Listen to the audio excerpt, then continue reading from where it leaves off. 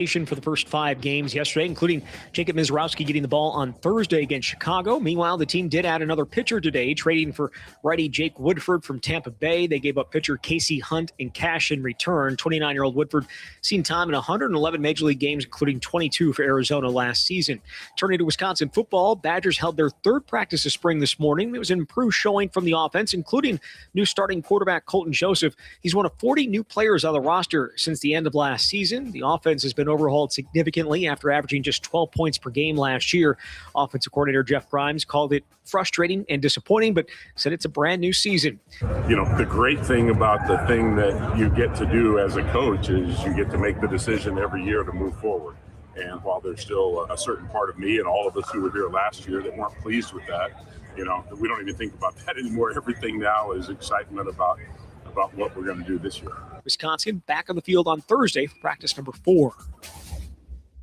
For nearly 40 years, ABC Wisconsin Apprenticeship has been helping men and women transform themselves into highly skilled trade professionals. These skills are in demand and provide strong wages and benefits for a bright future.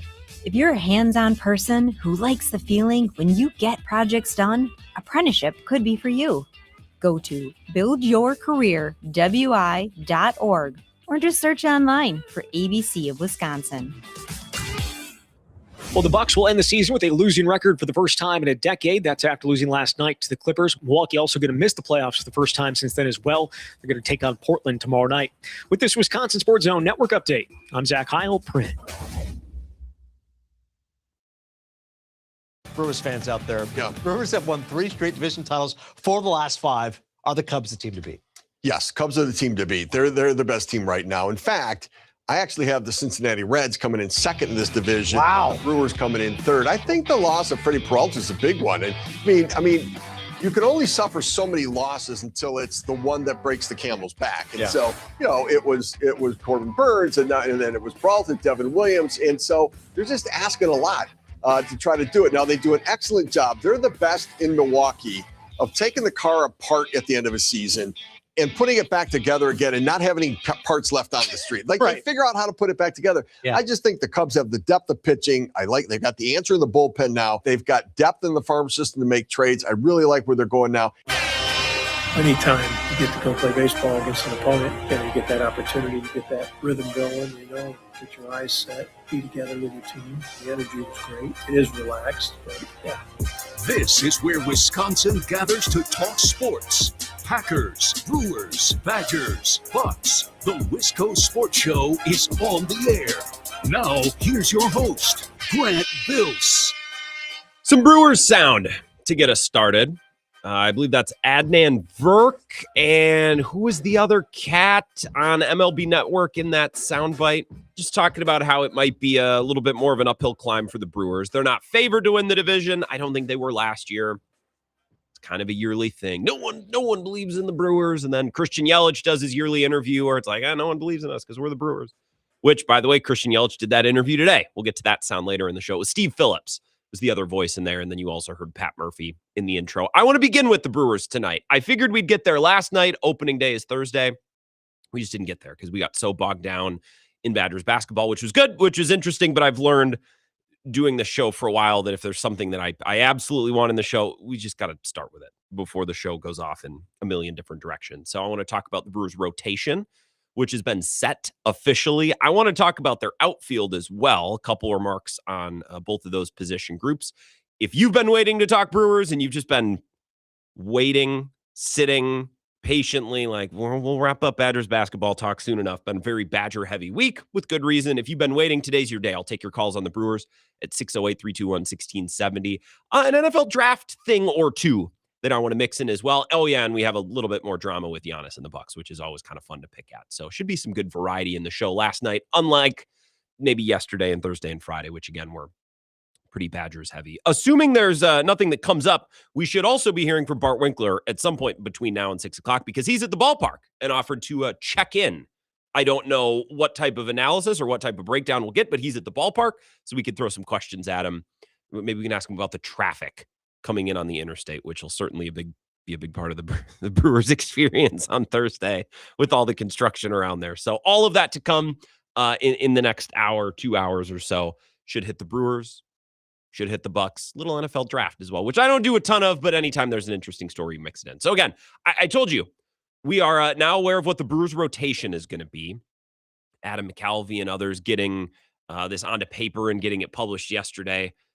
The Brewers opening rotation is going to go Mizorowski, Chad Patrick, Brandon Sproat versus the White Sox, and then Harrison, and then back to Woodruff and Miz against the Rays. So the 5-man rotation, or I guess the format, however you want to frame it, between the first two series will go Miz, Patrick, Sproat, Harrison, Woodruff.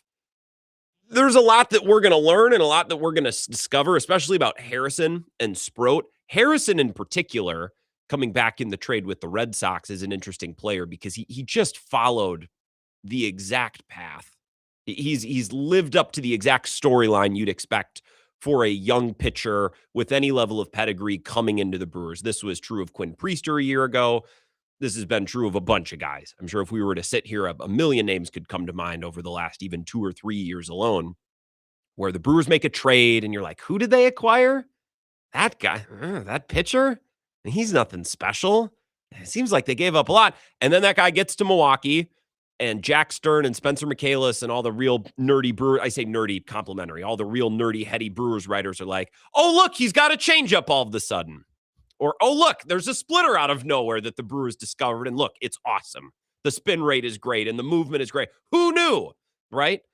So we haven't watched Harrison pitch in a game yet. I haven't watched Sproat pitch yet. So there's a lot of these pitchers. I'm not smart enough and heady enough to break down the graphs from spring training or to break down the video from spring training. And to be fair to me and also to you, none of the Brewers spring training games really televised. It's not like they were super accessible. So we're going to learn about a couple of these guys as we go along. Again, specifically Harrison and Sproat, the two newcomers. It'll be interesting to see how Mizorowski looks when he's just given a starting spot right away from the beginning of the year. If there are any steps that he's taken to smooth out his command a little bit. I think command will always be the question with Mizorowski, as it was with, fill in the blank Brewers pitcher. That was always the question with Freddie Peralta too. Really good pitcher, swing and miss stuff, but the control could kind of wax and wane. I think with Freddie Peralta, you would see it more contained to at-bats. You would see him battling his command within an at-bat. Mizorowski, at least last year in his first year, the command struggles were contained to an inning where he'd lose it and he'd either get it back or that would just be the end of his start. We experienced that a bunch after his first half dozen starts last year when no one could even touch him. And then hitters got a little bit of a beat and maybe had a better approach, probably more patient approach. Mizorowski would be cruising and then he'd get to the third inning and it's like, dude, have you thrown a baseball before? Like, have you ever? It looks like he's incapable of hitting the broadside of a barn, and he would either recover and get through the inning and give you a couple more, or that would just be it. Like his outing would just be done. So with Mizorowski, his command issues have been on a slightly larger scale, in some starts a significantly larger scale than Freddie Peralta. Freddie Peralta would battle his command within an at-bat, where he would get up on a guy, 1 and 2, and then he would throw a couple non-competitive pitches. With Mizorowski, it's like there'll be a couple non-competitive at-bats. So that command battle is just a little bit bigger scale for Mizorowski. I'm interested to see if he can hone that in. He's never going to be control master type pitcher, dotting the corners, perfect locate. That's never going to be him. He's always going to lean more on his stuff, as did Freddie Peralta. It's just, can you hone those command issues so when you're missing, you're not missing by 2 feet, you're missing by 3 inches. Can Mizorowski, get his command battle to the point where you don't lose it for an entire inning, you might lose it for 2 or 3 pitches. That's the difference between a guy who can win you 14, 15 games and give you length, like Freddie Peralta, not the best length, but he'd give you plenty of length, eat plenty of innings. It's the difference between a guy like Freddie Peralta, even at his worst, pretty good starting pitcher, versus Mizorowski, who at his worst is like a non-functional baseball player. Like you have to pull him out of the game. So the expression is, right, aim small, miss small. Can Mizorowski get to the point where when he loses his command, he's not missing by 2 feet, he's missing by 2 inches? And when his command does go, can it be for 3 pitches within 1 at-bat instead of 3 batters within an inning? That's going to be the battle with Mizorowski. I'm just interested to see how it looks early on. Chad Patrick is an interesting case I think that's a player you could circle and say big-time regression candidate. I don't know. I'm going to need to see it. This is the classic Bill Simmons. Can I see it? I'd like to see it just for a couple weeks. Sproat, I know very little. Woodruff is as much of a known commodity in this rotation as you have, other than Miz. I'm just worried that Woodruff's stuff will betray him or that his body will betray him. Is he going to be capable of throwing the ball hard enough, fast enough to pitch the way that he's always pitched and to get outs the way that he's always gotten outs? I don't doubt his ability to throw strikes. I don't doubt his ability to put together outings and to put together at bats. I trust him to do that in a way that I don't trust Mizorowski to do that. But I know Mizorowski is going to be able to throw 102 miles an hour. I don't know if Brandon Woodruff is going to be able to consistently throw hard enough, fast enough to pitch the way that he's always pitched. And I don't know that I trust his body to stay healthy. It's nothing against him. It's just his body. That's been the story of his career for the last 2 or 3 years. The depth behind these first 5 guys intrigues me. We learned that Priester should be back at some point in May, that he's beginning an assignment now and he should be ramping up. So he'll be there about a month into the season. Okay, that's really important depth. I would assume he'll slot into the rotation and replace somebody. So Priester wouldn't be the depth. They would maybe kick down Sproat or Patrick. So Patrick is then the depth. Sproat is the depth. Priester slides into the rotation. I think a big name or 2 big names that will go a long way into deciding how good and how deep this pitching staff is, both Robert Gasser and Logan Henderson. If Logan Henderson and or Robert Gasser can be contributors at any level for any amount of time this Brewers season, it's going to be a big boon. Because then you're talking about them having 8 starting pitchers instead of 6. Robert Gasser in his 3 spring starts, this is Adam McCalvey, before his final start, 6.1 innings pitched, 9 hits, 7 earned runs, 3 home runs, 3 walks, 7 strikeouts. In his final start of the spring, 6 innings pitched, 5 hits, 0 runs, 1 walk, 7 strikeouts. Seems to be trending the right way. If Gasser can be not a stud, but if Gasser can be what Priester was last year, I know he had a great season, but it was more about being available, posting, making starts, eating innings. If Gasser can do what Priester did last year, and if you mix in a couple studly starts, Priester had a couple, this rotation is pretty darn good and it's pretty deep. But if Gasser and or Henderson can't be major league contributors, and maybe Patrick regresses a little bit, and Woodruff's body lets him down, well, I'm a little bit worried about the rotation. Say what you want about the Brewers and their, I guess their limited appetite for spending money. And you could say what you want about their penchant of trading guys away when maybe they don't have to. They, for the second straight year, have insulated themselves with plenty of arms. Last year, it took a little time because all of their arms were hurt. Like the Brewers last year added Quintana at the end, just kind of as okay, and we'll grab one more. And I kind of think that's what the Kyle Harrison, Caleb Durbin fiasco or maneuver was about. The Brewers seem to like to do that. And with their experience over the last year or two, I would have wanted just one extra arm, especially a young, controllable one, as Matt Arnold talked about. If they can have 8 guys capable of starting games instead of just 6, which is kind of what they have right now, they'll be in a pretty good spot. I do question their outfield depth. And when we talk about the Brewers regressing this year, most of the books don't have them favored to win the division. A lot of people like the Cubs more. Bill was referencing the Fangraphs projections earlier today that have the Pirates finishing similarly or maybe even better than the Brewers.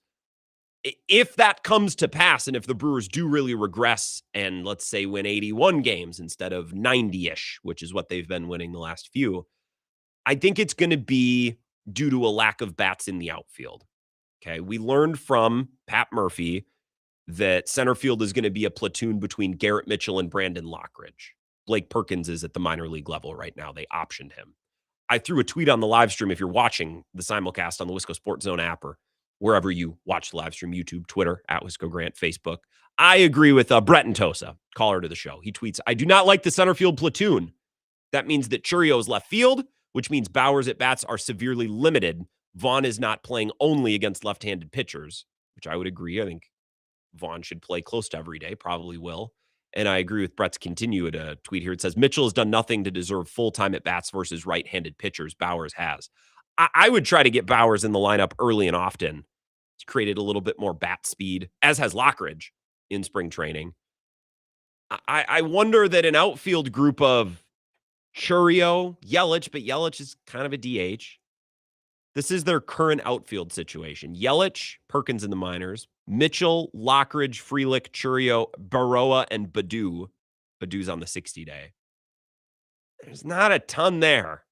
Okay, so Frelick plays every day in right. Churio plays every day in left. Okay, I like those pillars quite a bit. It's a pretty weak platoon in center, especially considering I don't trust Mitchell to stay healthy. And I don't know that Lockridge is a pro baseball player who can be up here and contribute for the entire season. That outfield is a little thin. And also, I always wonder where the power is coming from. You're not going to get a ton of it from Frelick. In theory, Mitchell provides it, but that's only been theory, not just because of the health, but even when he's been healthy, he goes on long stretches where he can't make contact with the ball. So he's a strikeout home run guy, but way too many strikeouts, not nearly enough home runs. I think if the Brewers regress this year, and a lot of books and a lot of projections believe that they will, you can buy into that or not. But I think the mathematics going into that is I think the pitching will be fine. I think the bullpen will be fine. I look at the outfield. I'm like, are there enough big sticks out there? And I certainly feel that about the infield as well. But the outfield is a little bit more stark. It should, in theory, be easier to find a guy who can platoon in left or right field and hit some home runs. It's easier to find than a second baseman who can hit a pile of home runs or a shortstop who can play high-level defense, hit a bunch of home runs. I question if they have enough pop and power in the outfield. Couple opening Brewers thoughts. If they have 8 starting pitchers, which would mean Gasser and Henderson can play and play well, I love that group. And it's chock full of young, controllable arms too, which I like. I don't really love the current group in the outfield, and I don't really see how that's supposed to get better. It's not like, well, when this guy gets healthy, when Akil Baddoo gets healthy, all of a sudden that's a big shot in the arm. That group's a little bit thin to me. Your Brewers comments next at 608-321-1670. This is the Wisco Sports Show with Grant Bills on the Wisconsin Sports Zone Radio Network.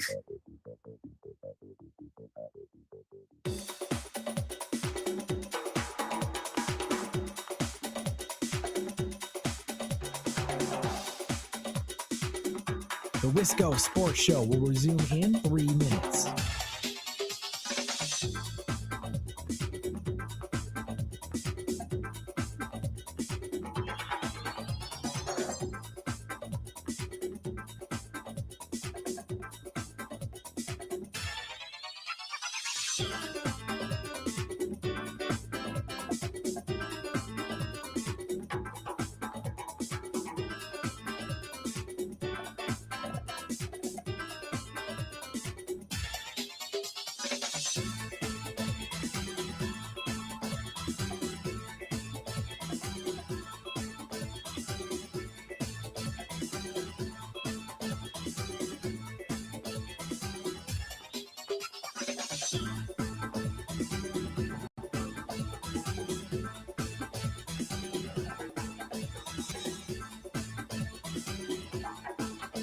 The Wisco Sports Show will resume in 2 minutes.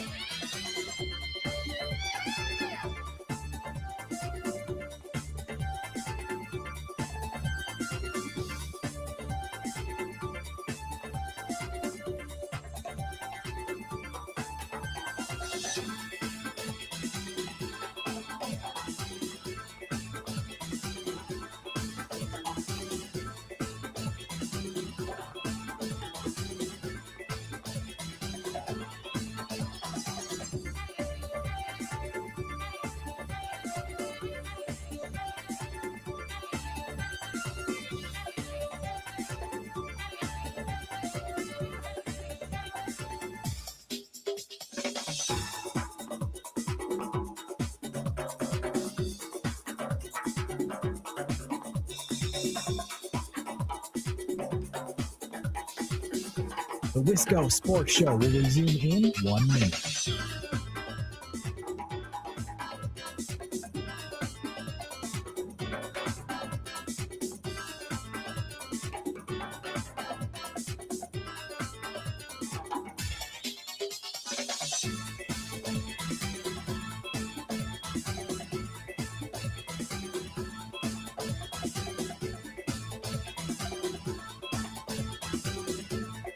The Wisco Sports Show will resume in 30 seconds.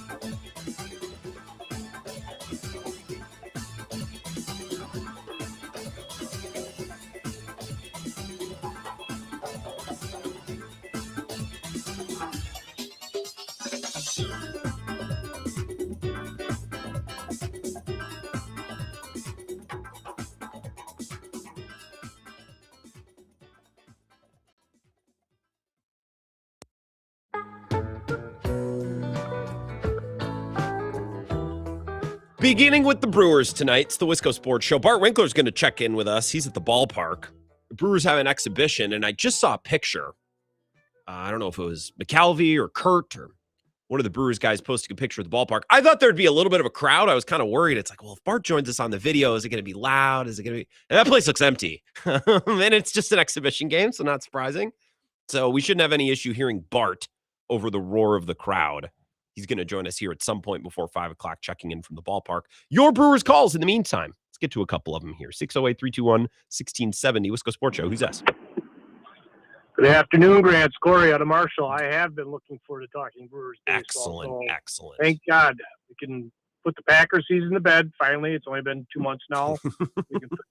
You don't have anything else to say about Nolan Winter before we move along? You sure? Nothing else on nothing else on Andrew Rohde? Okay, I guess we can move on. No more random stuff on Badgers or Packers or what have you, or what blah blah blah. What do you think? So yeah, with the Brewers. So I was more optimistic until you started kind of going down the roster, and I kind of started thinking about it. And I'm not going to go full Steve Phillips, the hack from the Mets that ran that team in the ground, and say that they're going to finish behind the Reds. This team is built more for. So my take on this, Grant, and feel free to disagree, but I just want to say my piece before you would disagree, is that they're built for the regular season. So set aside a postseason, regular season. And we've talked about this before. Their lack of power is always kind of disconcerting once we get into like August, September. But if we're looking at like how their lineup is built, my take is that, okay, you've got Churiel, you got Vaughn, Terang, and you got Contreras that are like legitimately power-ish type bats. Yelich, right? hopefully, too. I'll give him that. Yeah, Yelich when he's not. Let's say you're going to have him for the majority of your games, but he's probably going to miss about a quarter of the season. So I'll give you that. Yes, at DH. The center field platoon is disconcerting. Yeah. I'm going to stick with that. Brandon Lockridge is not an MLB player, in my opinion. Well, and I'm not sure Garrett Mitchell is either. I'm not trying to pick on the guy. Correct. I guess that's my concern about the outfield is that they might have a collective 0 currently in center field. Correct. And home runs or not, like, I don't know if there's base hits coming from that position. Forget home runs. Like, I don't even know if they're getting hits. And that's where you're going to have to say, okay, does that Rengifo guy give you a little bit more than what Durbin was giving you? Okay. I don't know if that, or make sure you get your small windowless room ready to watch Ortiz. That with people in that's purgatory, right? We're coming up on Easter, so you know he is risen type deal. If he could give you anything as shortstop, like more than what he typically does, that would be then you're like, okay, then you could kind of make up for the center field. You know, that's kind of like a long way around saying that. That's kind of my take on the offensive side. From the pitching standpoint, I'll be curious to see what they can get out of that fellow that they traded for through Durbin. Yeah, and Harrison. Harrison, yeah. And see if they've been able to get his pitch mix to a more level commensurate with what he's good at, let's say. And that's what you were alluding to. They always get better at like having these guys throw like, okay, this is what you're good at. Let's throw those pitches more often than the ones you're garbage at. And then we'll work on your spin rate, blah, blah, blah, blah. I want to see too if Vizarelski can start varying his speeds, because you're right. Once he throwing 100 miles an hour is great, but everybody nowadays, not everybody, but 100 miles an hour is not as like outlandish as it used to be. It's the new and that's 95. why, like right, and that's why like when you get to, you know, second time, third time through the order, then Vizarelski all of a sudden like they're starting to tattoo this ball over the place. There's this hundo coming down the middle. Well, you got to figure out he's got to have better movement. He's got to have better change of speed. So we'll be curious to see if he's taken that like baby step, I guess, maybe not baby step, a pretty step towards being a total pitcher versus just like a one trick pony type reliever guy. And losing Peralta, we've already had this discussion too, but he's a solid rotation pitcher. But as you noted, he was kind of 3-2. You know, he was the 3-2 count guy, and that's why he ended up having a bunch of strikeouts. But you'd only get 5 innings out of him. So I'm cautiously optimistic. If they went down by 16 games regression, that would shock me. That would be a big regression from 97. From 97 to 92, I can see that. Well, sure, and I like that's not that outlandish. I'll take 92 wins. And Corey, I appreciate it just because you gave us a lot to work with, and I want to hit some of it there. So I wouldn't expect them to regress by 17 games. That would mean injuries. That would mean I think they've insulated themselves too well, both at starting pitching and at bullpen, to fall off that far. But if they win 88 games and the Cubs win 92, I think a lot of Brewers fans would treat that as a catastrophe. Might be dramatic, but that wouldn't be oh shucks type of thing. I think a lot of Brewers fans would be pretty upset and disappointed, and I don't think that reality is outlandish. Forgetting power, I'm not even talking about power.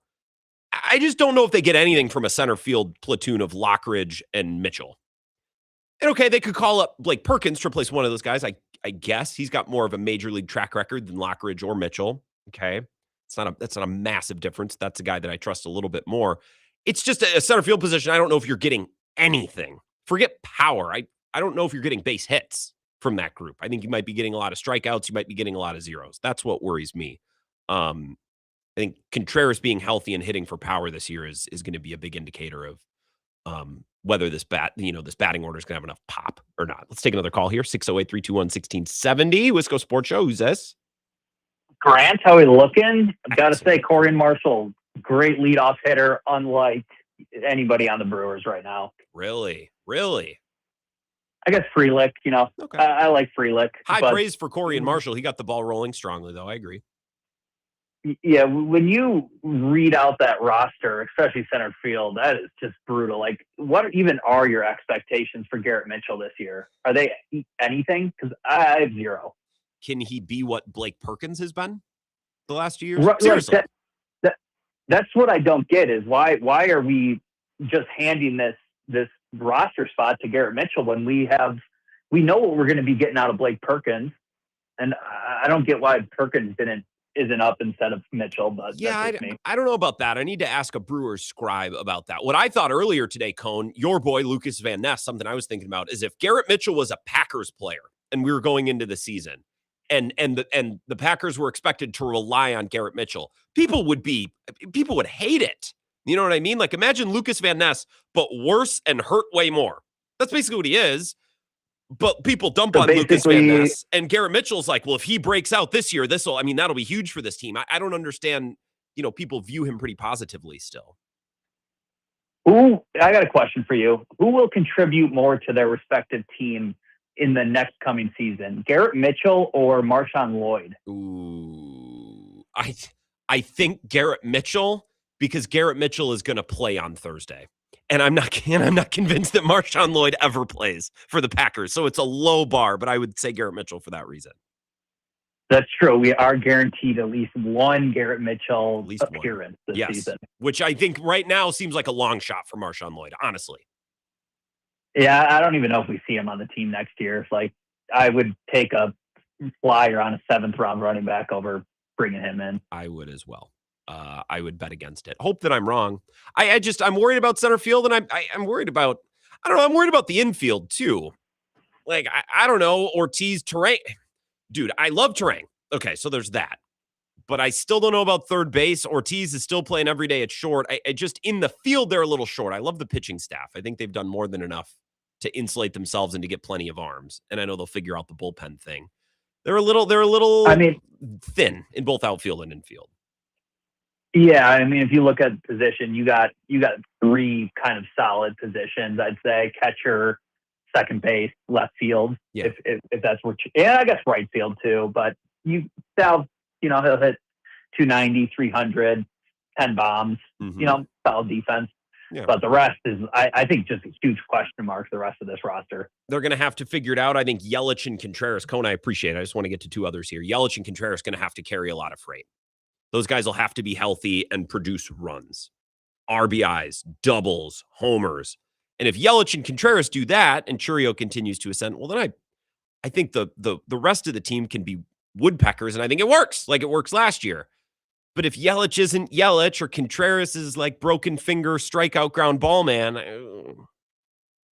don't know that they have a lot of high ceiling hitters other than, Churio and Terang. But two young high ceiling hitters is not, making an offense that can win 90 plus games, which I think is what it's going to take to win the division. Wisco Sports Show. Who's this? Hey, Grandpa Clemhead. Grandpa Clemhead. Well, good evening, Clemhead. What's up? Well, it's just nice to hear Cohen he must be getting married soon, huh? I actually don't know the date of it's funny that you're keeping track of this. Maybe he can text into the show and give us a date so we can all have him in mind. Because I swore that he said something about being at a bachelor party recently. Maybe it wasn't his, but anyway, I just off subject there for a second. Freddie Ortiz, to me, I watched him take away so many hits last year. I think he's worth saving in the lineup, being in the lineup, even if he doesn't bat well, because my God, that guy can. Anything within 20 feet of him, he's on it, and he's stealing hits. I bet he stole way more hits than if he was a good batter than he would have made. So he's a weapon, I think. But now you guys are talking about the Brewers lineup. I'm not feeling nearly as good this year as I did last year. I think the outfield was always a strength of the Brewers the last few years. Now it's kind of a weakness, and I don't know. Third base, I kind of wish they had kept Durbin. Now I'm not really sure.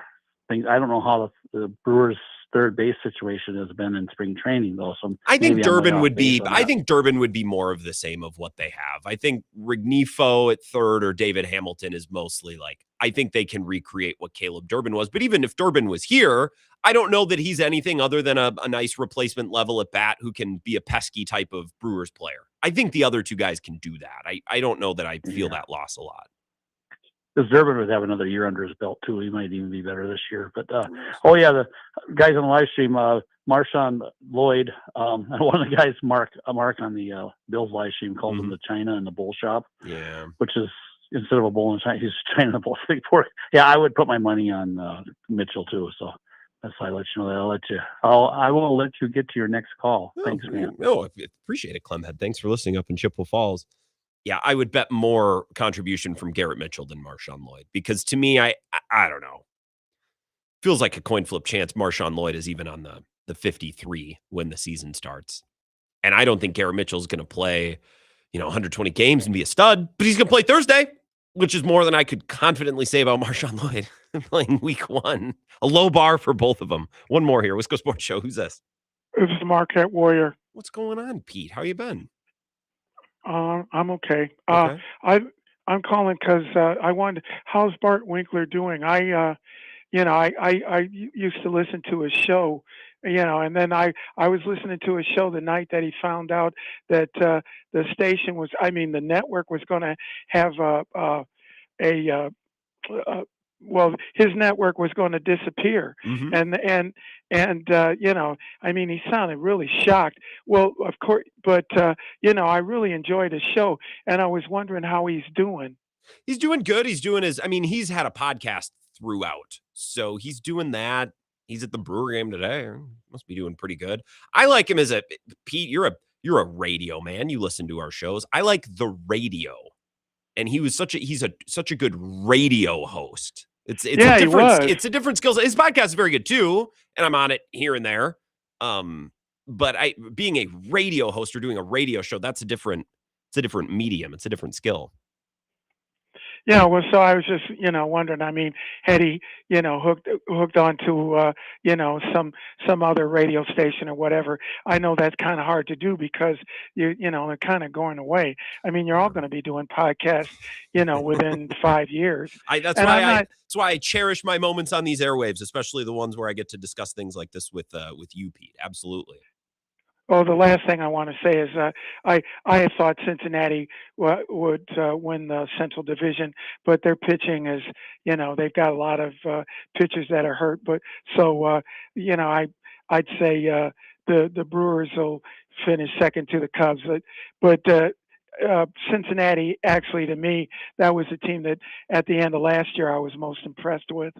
Okay. Yeah, and there's a lot of people saying that about Cincinnati, Pete. I agree that their pitching will be healthier. Their young pitchers will have another year under their belt.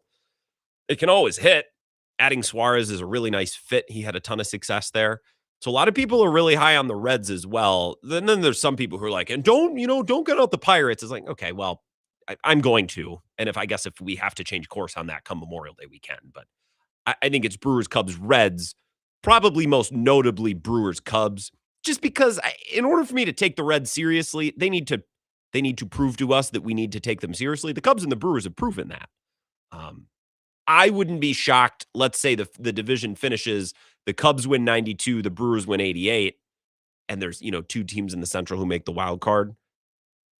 I'm curious, or I wonder how Brewers fans would handle that if they, by all classic terms, have a pretty good season, but they have a slightly, lesser season than the Cubs, which is what happened to the Cubs last year. The Cubs have a really good year, except the Brewers decide to win 10 in a row more than once, and that's it's the difference in the division. Be interesting to see how the Brewers handle that. If it happened against the Reds or the Pirates, I think Brewers fans could take it in stride. But if it happens to Craig Counsell and the Cubs, I'm not sure that that's the case. Bart Winkler going to join us at 5 o'clock. Why don't we do a couple more Brewers thoughts and then an NFL draft story that came out today? That's what we'll do in the next segment or two here. Stick around. Not my smoothest send it to break, but we'll be right back. You know how this works. This is the Wisco Sports Show with Grant Bills on the Wisconsin Sports Zone Radio Network.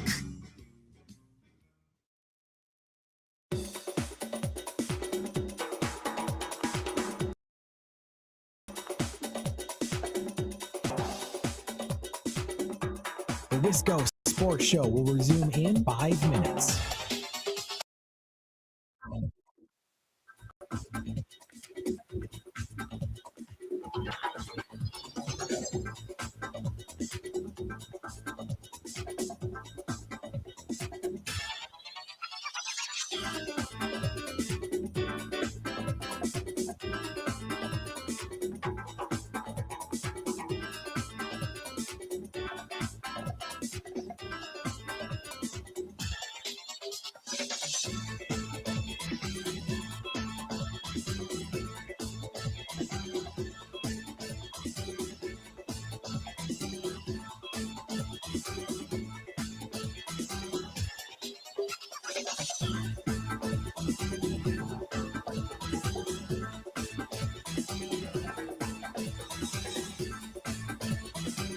The Wisco Sports Show will resume in 4 minutes.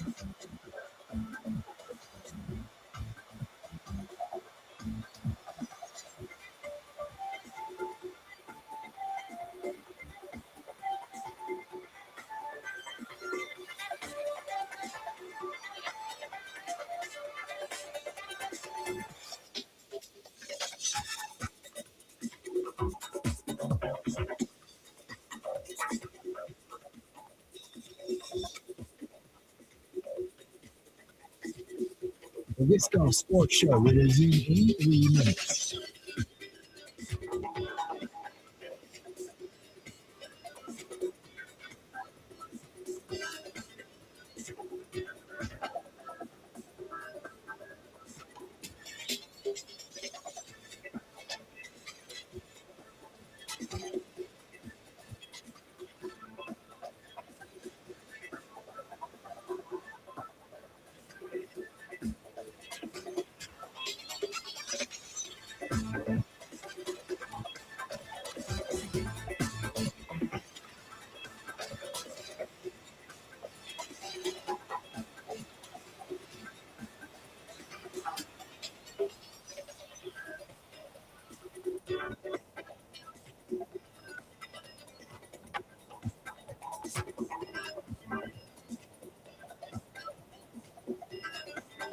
The Wisco Sports Show will resume in 2 minutes.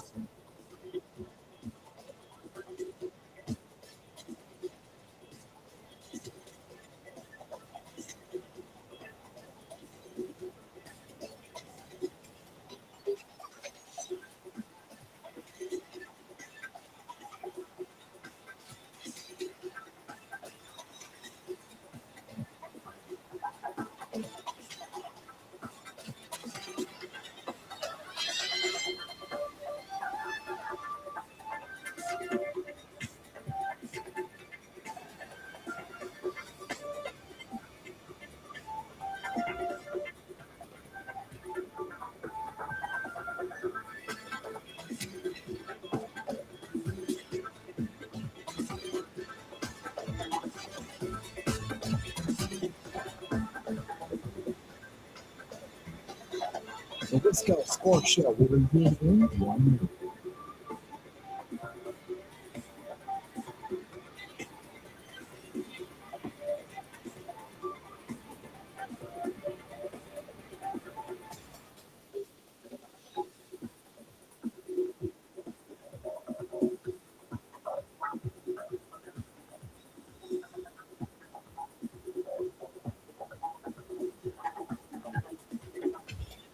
The Wisco Sports Show will resume in 30 seconds.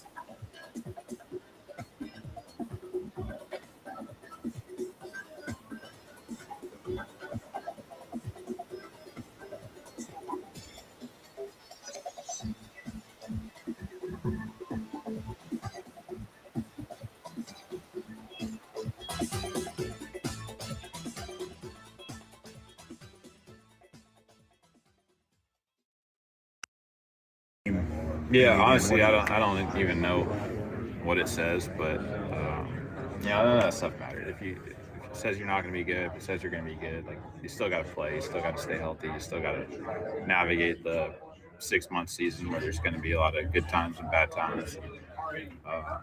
So we look at. I think we have a young team, but we have a talented team, and kind of just see what the season has in store for us. We're going to have to play well if we want to be in a position to be a postseason team, and looking forward to getting that going. Why do you suppose it happens every year that people just from the outside look at Milwaukee and are not that impressed? Because I don't know. I don't know if we have like the household names or guys that we trade guys usually every offseason or say that we can't overcome this loss or that loss, or you lose a manager, or you lose a starting pitcher, closer.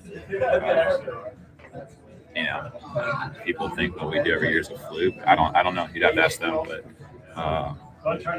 we're not really too concerned with that because, like you said, it's we control what we do out there. Whether they say you're going to be great, whether they say you're going to be bad, it doesn't really matter. You kind of just block out that noise. There's 70 seconds of Christian Yelich with the annual "Nobody believes in us because we're the Brewers" soundbite, and I think all 70 seconds of it was fine and good and fair.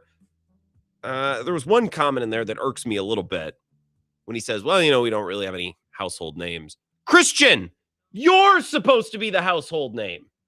That's you. You're the one. And it doesn't help that you yearly are MIA guy in the play. Well, we don't have any household names. Christian, you're the household name. A couple more Brewers thoughts here, and then I want to wrap up this hour with the draft thing that became a story earlier today. 608-321-1670. Wisco Sports Show. Who's that? Hey, Grant, it's Ron in Jersey, man. Hope you're doing well. Hey, Big Ron. I hope you're doing well. Have you recovered from Gregapalooza? I finally got my voice back, man, from that terrible karaoke performance. Well, not terrible. It was impassioned, and I found it stirring personally. Well, you played it twice on your show, so I guess you did. Yes. So, look, I'm looking forward to the Bart Winkler interview. I'm a big fan of his, and I think you guys got good chemistry. But I had a meeting till 4:30 Central Time, so I missed your opening monologue. Mm-hmm. But what do you think about Jake Bauers? He was one of our best players going down the stretch last year and into the playoffs, and he led the team in spring training at OPS again. He just hit he hit a home run in their exhibition game within the last 10 minutes here too. So he has 7 home runs this spring and OPS over 1,700. Or 1.7, however you want to look at it. I want him in the lineup a lot, and I don't really know where that's coming from because I think Vaughn should play close to every day. If Frelick and Churio, like I would prefer Churio in center and Bauers one of the corner outfield spots, but we learned from Pat Murphy that we're going to get a center field platoon, it looks like, of Garrett Mitchell and Lockridge, which puts Bauers in a tougher spot to find the field.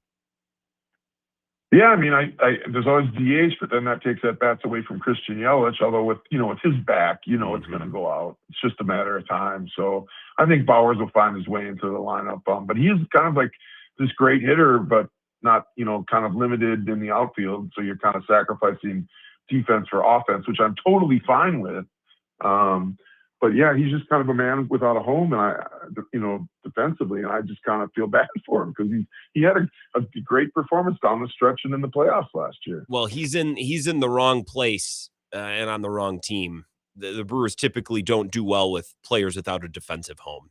You know what I mean? They do not prefer those types of players. You need to be able to play a position and have a home somewhere, even if it's a platoon. And that's true of Lockridge and Mitchell, I guess, in center field. I don't believe in that position group. And I guess I just don't want to create a center field platoon that's going to lock Jake Bauers out from getting consistent early season at bats. And I think that's how that setup would play out. All right. Well, we'll see. I'm excited for the season to start. I guess I'll let you go and let you get to your other stuff before the Winkler interview, and have a good evening. All right. You as well. Big Ron out in New Jersey. You as well. Yeah, it's nice to hear that your voice bounced back. I'm thinking about that Christian Yelich comment. Look at Milwaukee, and they're not that impressed. Because I don't know. I don't know if we have like the household names or guys that. You are the household name, Christian. You are the household name. It's you. Couple of texts here before we take a break. This will be a shorter segment because I want to get Dan Orlovsky made waves with a draft take, and I'll tap into that. I'll talk a little draft. Cone Roller follows up. By the way, Clumhead Mike, if you're listening, Cone gets married next March, so we're about a year away. Says, hope to have a long and successful marriage, just like him. Thanks for the text, Cone. 608-321-1670. Rick from Spencer. Grant, Bill not getting an invite to appear in Bob Harlan's Celebration of Life was a snub, in my honest opinion. He was a part of the Packers radio network for 15 plus years. Was Bill pissed? No. It didn't even come up. I didn't even think to ask if that was something that he was going to attend or go to. Kevin Harlan was the MC. I saw McCarthy was there. I saw some other pictures. No, it was, let me be clear. Bill was not pissed off behind the scenes that he might have been able to go. I don't know. It didn't come up. We didn't discuss it.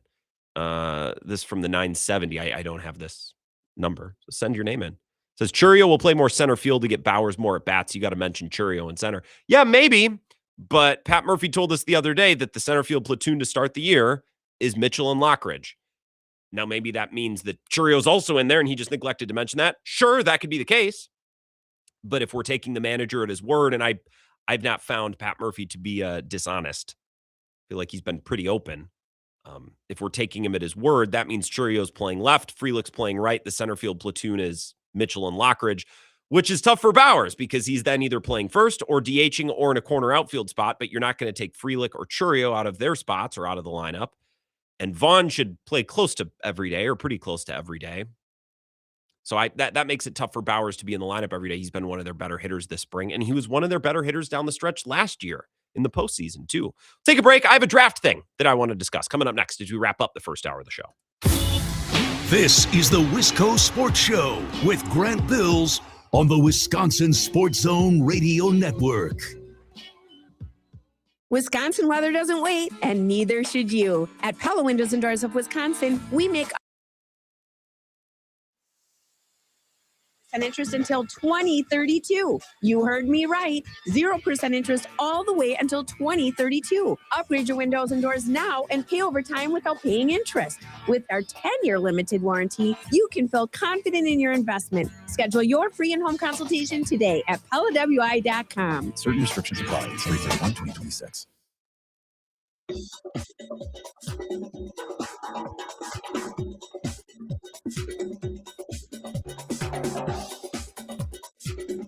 The Wisco Sports Show will resume in 3 minutes.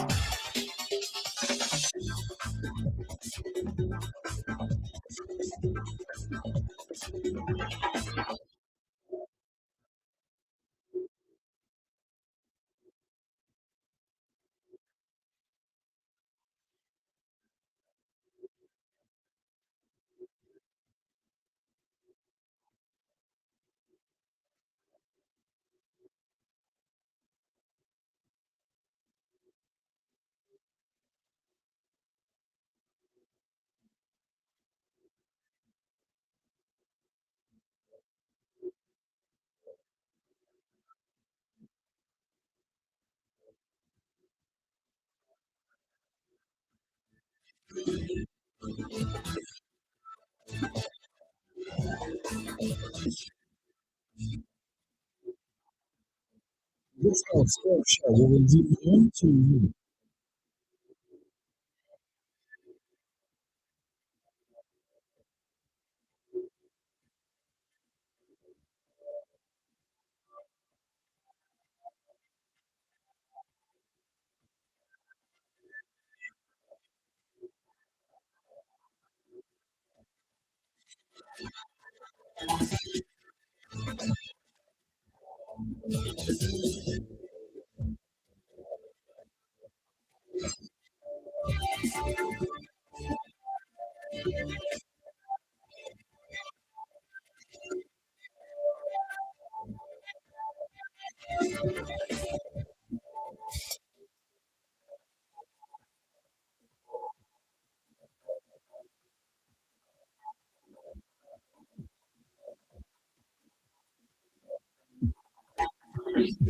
Wisco Sports Show will resume in 1 minute.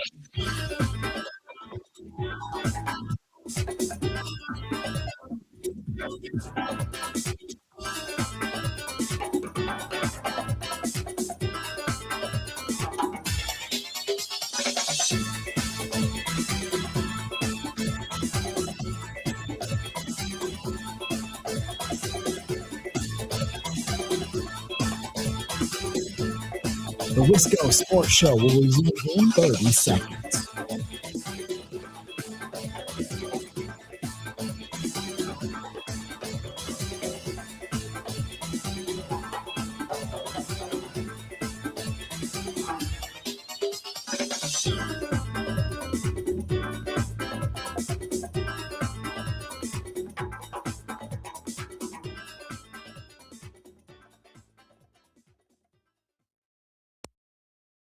I think Ty Simpson is QB1. I think Ty Simpson is the best quarterback in this class. I think when you look at the body of work and what was asked of these two quarterbacks, you have to start with the question, who needed to do more to carry their football team to play well? Ty Simpson, and it's not close between those two quarterbacks. Who took more games over throughout the course of the season? Ty Simpson. It's not even close. And if we're asking, like, okay, we're trying to see what you are as a player in college and what you're going to be asked to do in the NFL and what translates. I start with, what do you do in moments of panic with the football? Because that's really what separates good to great.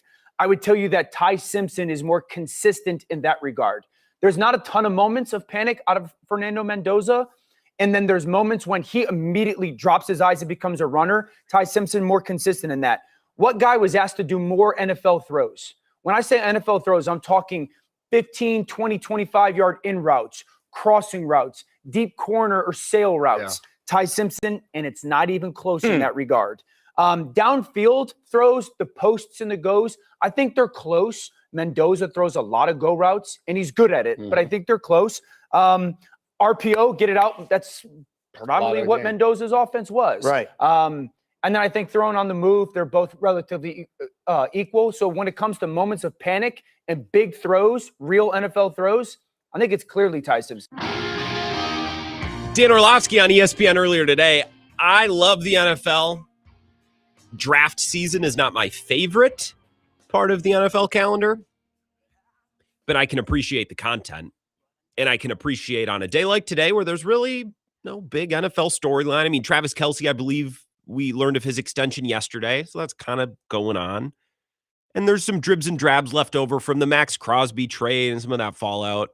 Maybe A.J. Brown rumors swirling, but nothing crazy. No big trades, no big signings.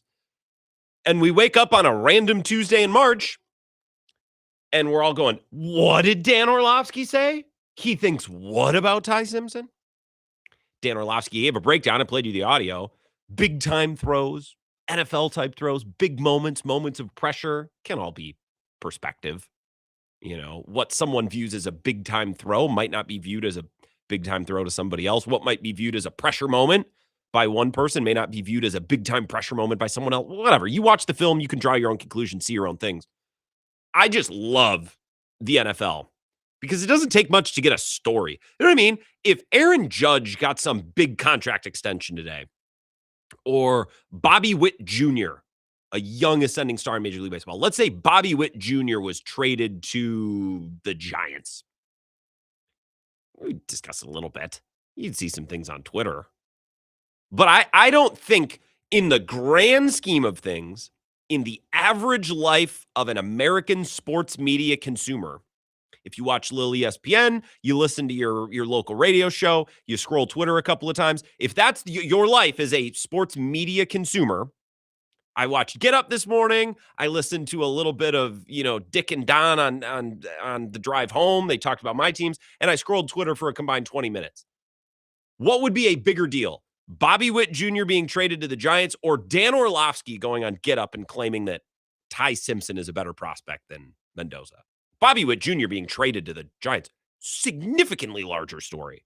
I don't think it would make the impact. I don't think it would the eyeballs and the clicks that this is getting.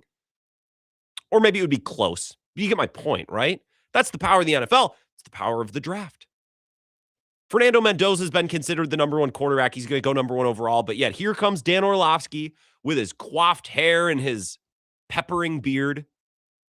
I think Ty Simpson's better. Can you believe it? Now, today I've seen people posting film breakdowns of why Dan Orlovsky is wrong. Like, oh, I love this machine. Now, I like that Mike Greenberg, after this comment, basically said to Dan Orlovsky, okay, let's get you on the record here. You're saying that you would take Ty Simpson over. Let's get it loud and clear, which I've done to Tony in Texas a couple times. Like, all right, put your you-know-what on the table and tell me what you actually think.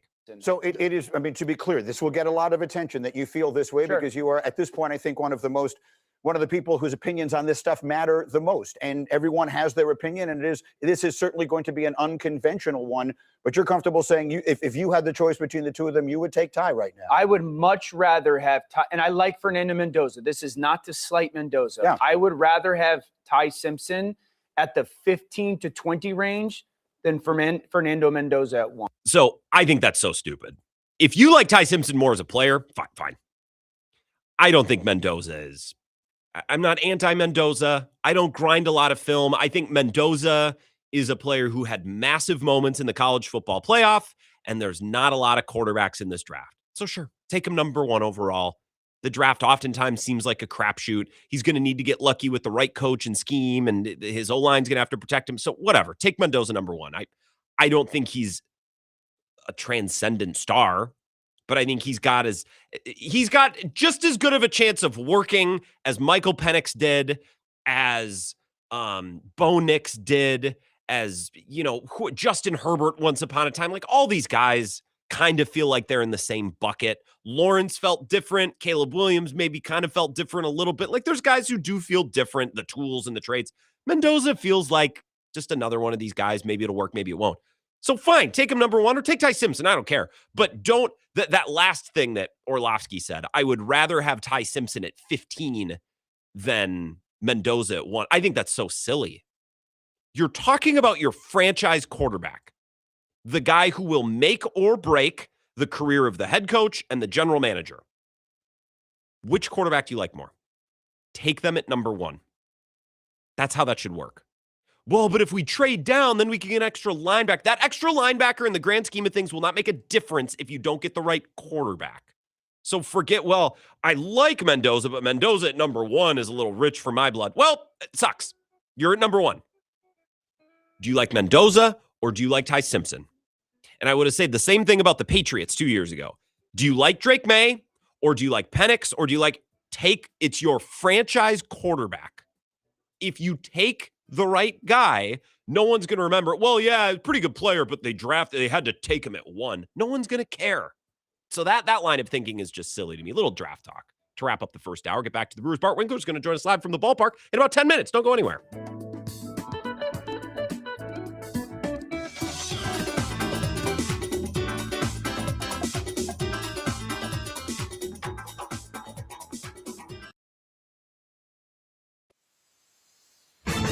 This is a Wisconsin Sports Zone update. Well, the Bucs are in Los Angeles. It's where they're going to face off against the Clippers tonight. Milwaukee's playoff hopes essentially none, sitting 7.5 games back of the final play-in tournament spot in the Eastern Conference. Tip tonight is set for 9:30. Turning to college basketball, 6 Big Ten teams are in the Sweet 16, the most the conference has ever sent that deep in the tournament. Badgers, meanwhile, one of the 3 that made the tournament that did not advance to the second weekend. Instead, Coach Greg Gard and his staff preparing for next year as they have to rebuild a roster that will lose Nick Boyd, Braden Carrington, Andrew Brody, while the statuses of juniors Nolan Winter and John Blackwell are up in the air. Meanwhile, the Wisconsin women's hockey team still celebrating after winning their 9th national title last night with a 3-2 win over Ohio State. The winning goal came from Claire Enright with just 7 minutes left. Kirsten Sims says it was a surreal finish. Oh, the whole bench went nuts. It was unbelievable. And Claire's so nonchalant too, which is the best part.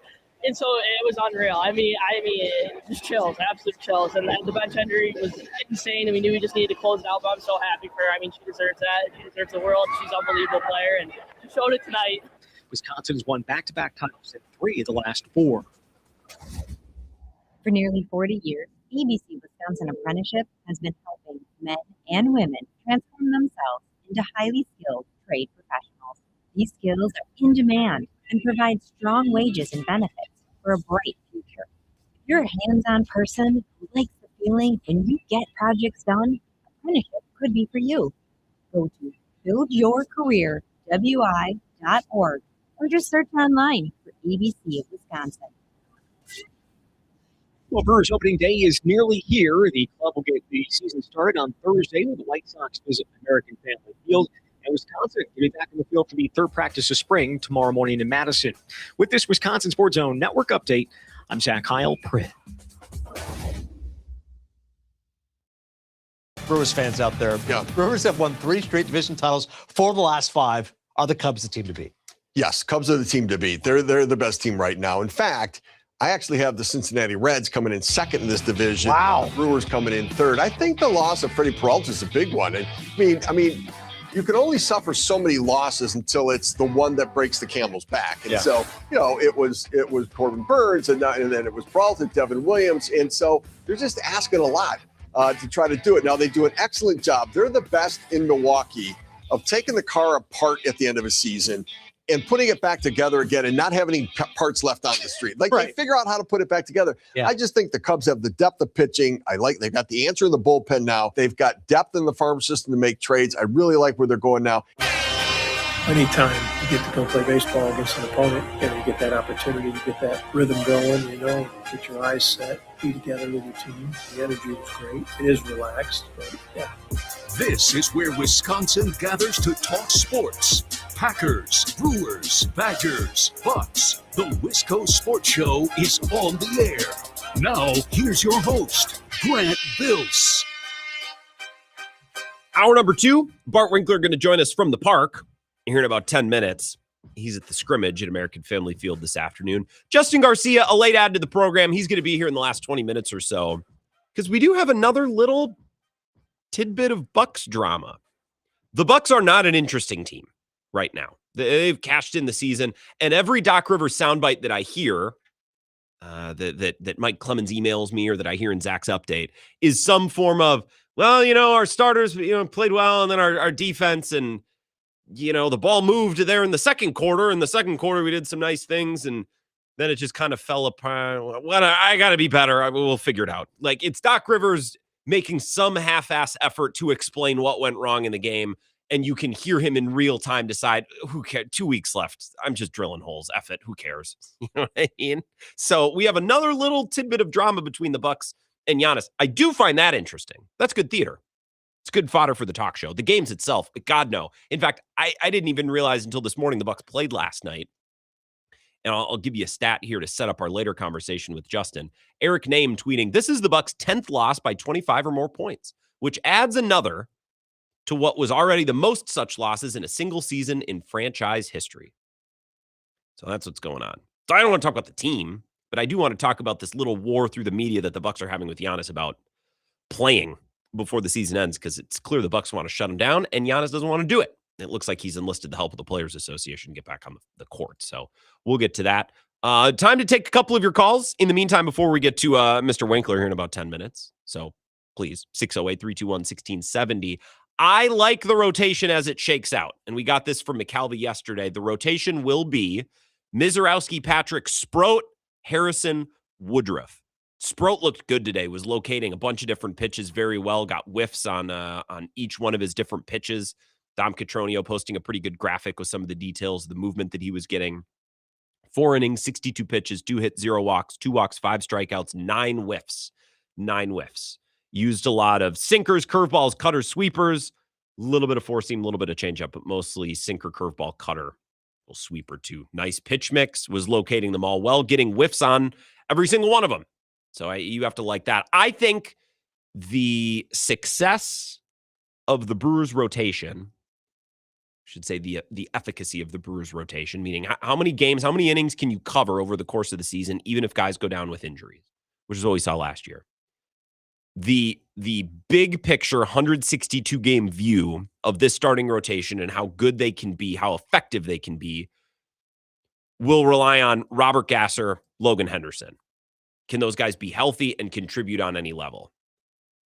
In a perfect world, they don't need either of them because Priester will be back in about a month, assuming he has no further health hiccups. And if everything is fine, Woodruff stays healthy, Sproat, Patrick, Mizorowski all stay healthy. If your 5-man rotation for a majority or all of the year is Miz, Patrick, Sproat, Harrison, Woodruff, okay, you can stick Priester in, maybe move Patrick back to the bullpen. That's fine. But we all know that's not how the world works. There will be injuries. There will be someone's going on the bereavement list. It always happens at some point. Someone's going on the paternity list. That always happens at some point. And their ability to continue to eat innings and win baseball games and just kind of keep the machine rolling as they've done the last couple of years, that'll rely on any contributions from Gasser and Henderson. Those are the two names that I'm watching. They can take a solid rotation to a very deep rotation.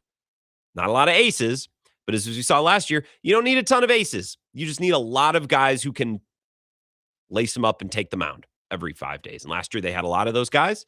The offense got hot for stretches and you win almost 100 games. I think they have the collection of arms. They have the quantity of arms.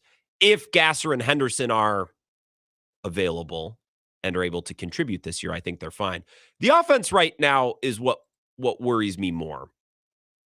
We learned from Murph that center field looks like it's going to be a platoon between Lockridge and Mitchell, which I don't really love. I like Churio in that spot because then you can use a corner outfield spot to get Bowers into the lineup, who's having just a ridiculous spring. He hit a home run today, too. His OPS finished at like 1.7. So the platoon, to me, limits their flexibility a little bit to get Bowers in the lineup. Now, Murphy could have just been talking out his butt, and maybe we see Churio in center field on opening day. It's not like Murphy to not be very honest and blunt with what his plans are. And it seems like his plans, at least at the beginning, are Lockridge and Mitchell, platoon in center field, which means Churio, Frelick on the corners, and Bowers maybe first base, but I kind of want Andrew Vaughn playing. And Blake Perkins is starting the year in AAA. Let's take a call here, 608-321-1670, Wisco Sports Show. Who's this? It's been a while. We have a couple callers between the Flusher and Thomas and Lacrosse who will go weeks, months without calling.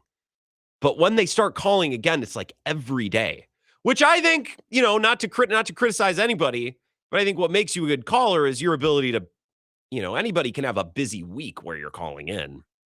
To do what Cone Roller does, or to do what Clemhead Mike does, to do what Corey and Marshall's having a heck of a run here. A couple times a week, close to every day, is a little bit more impressive than the Flusher or Thomas and Lacrosse. We think the Flusher is Big Joe, who doesn't call anymore. Because of some beef that he had with Ebo. I don't know. I don't understand when stuff rolls over from the morning show. This morning, somebody called the morning show on the break asking if I was there because this caller wanted me to Google whether or not there had ever been a Final Four with 4 teams from the same conference.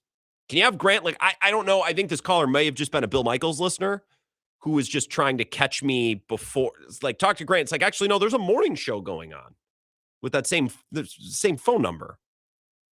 They're like, no, can you have Grant Google something for me? Which is a little interesting because, again, it's in order to call a sports radio show, you need to hear the number enough and you need to commit it to memory.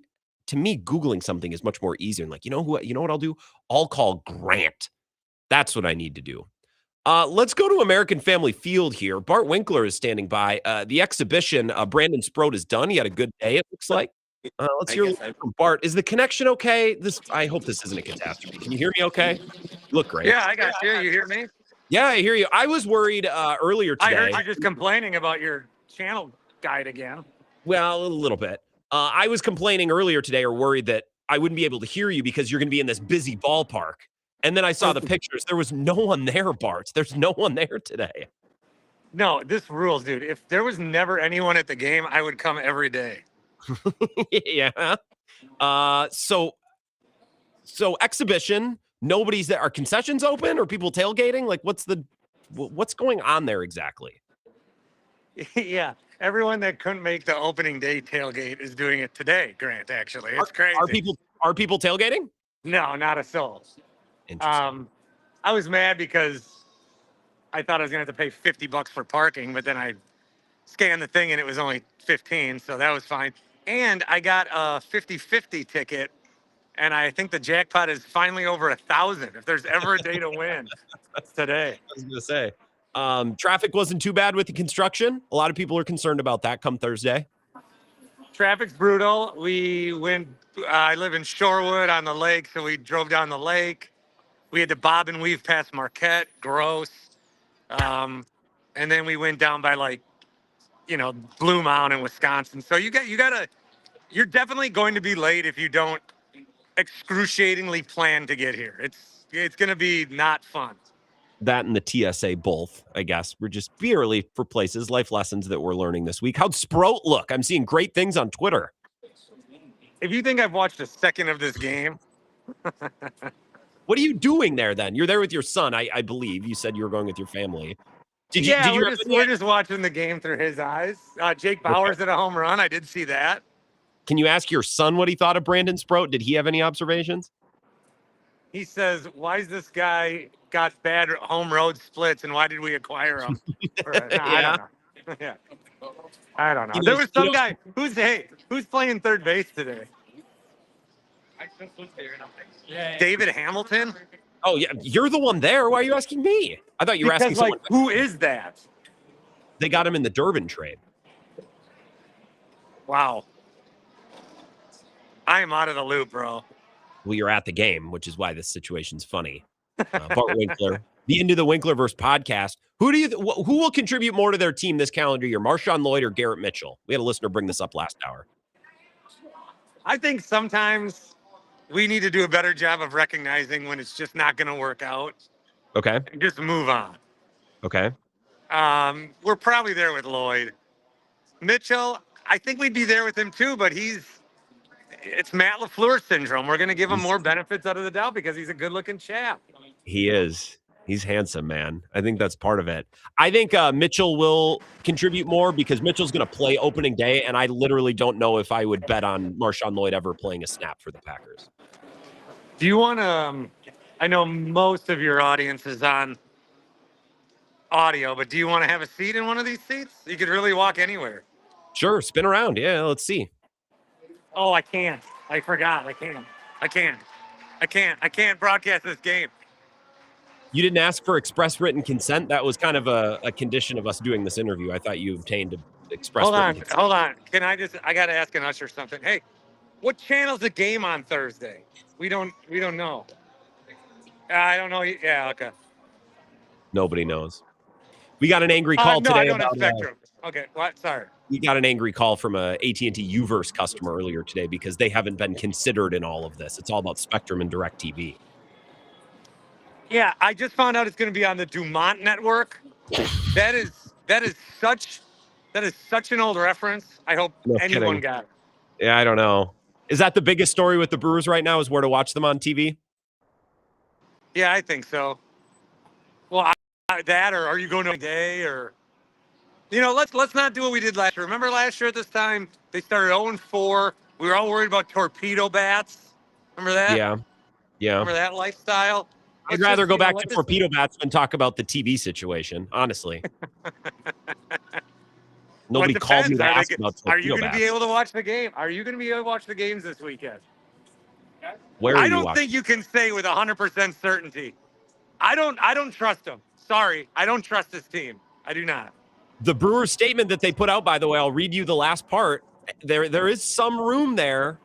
They said that it's expected. Here's what they written. For fans who previously accessed Brewer games through their provider, they're expected to retain similar access once agreements are completed. There's two words in there. They're expected, and it's similar access. That's not a written guarantee.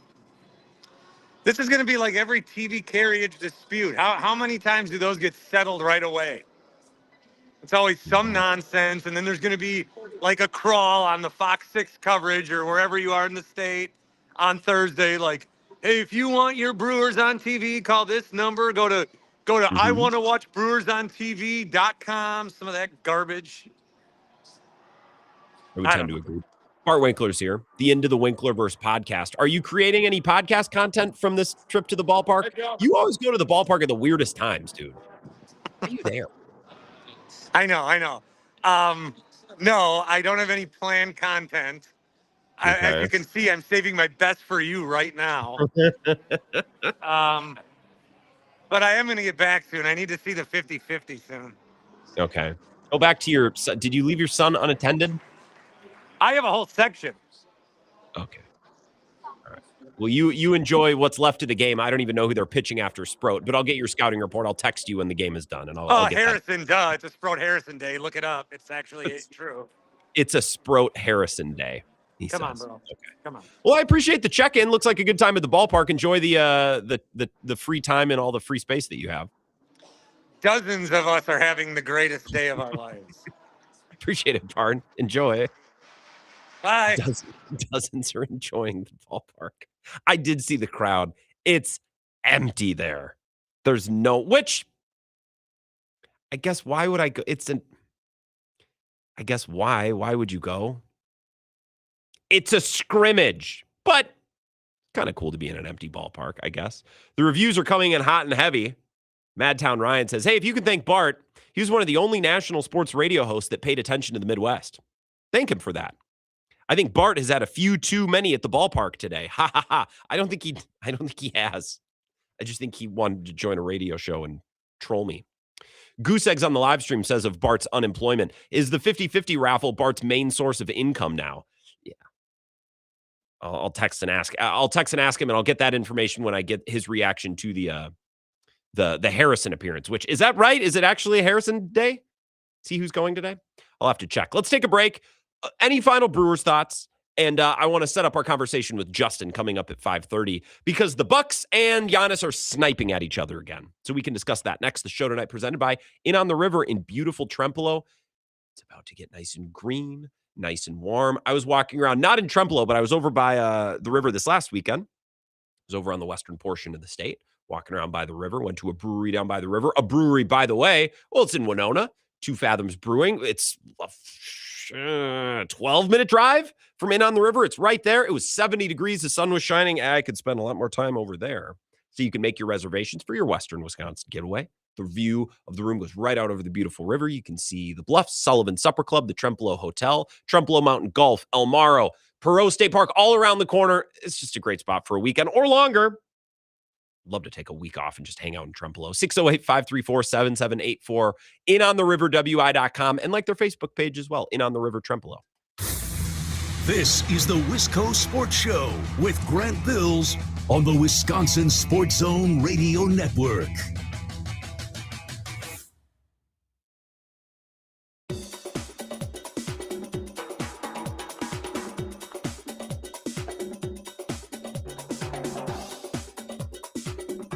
The Wisco Sports Show will resume in 3 minutes.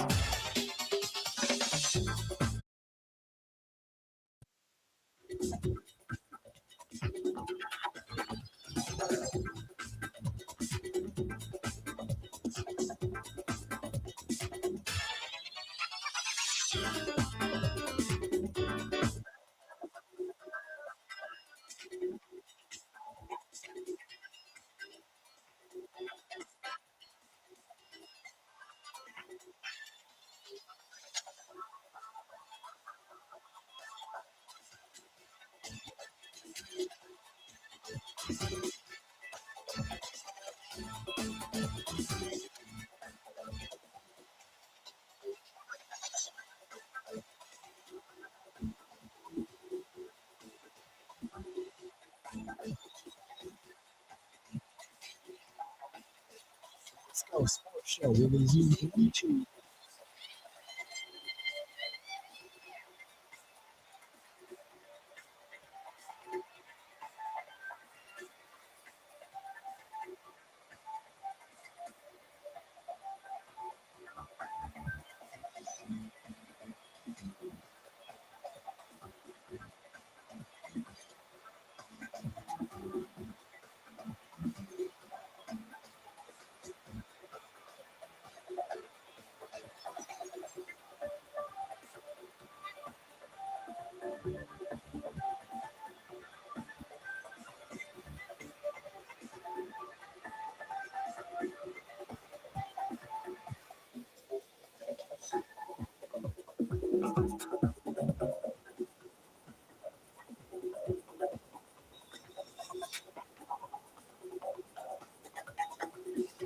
The Wisco Sports Show will resume in 1 minute.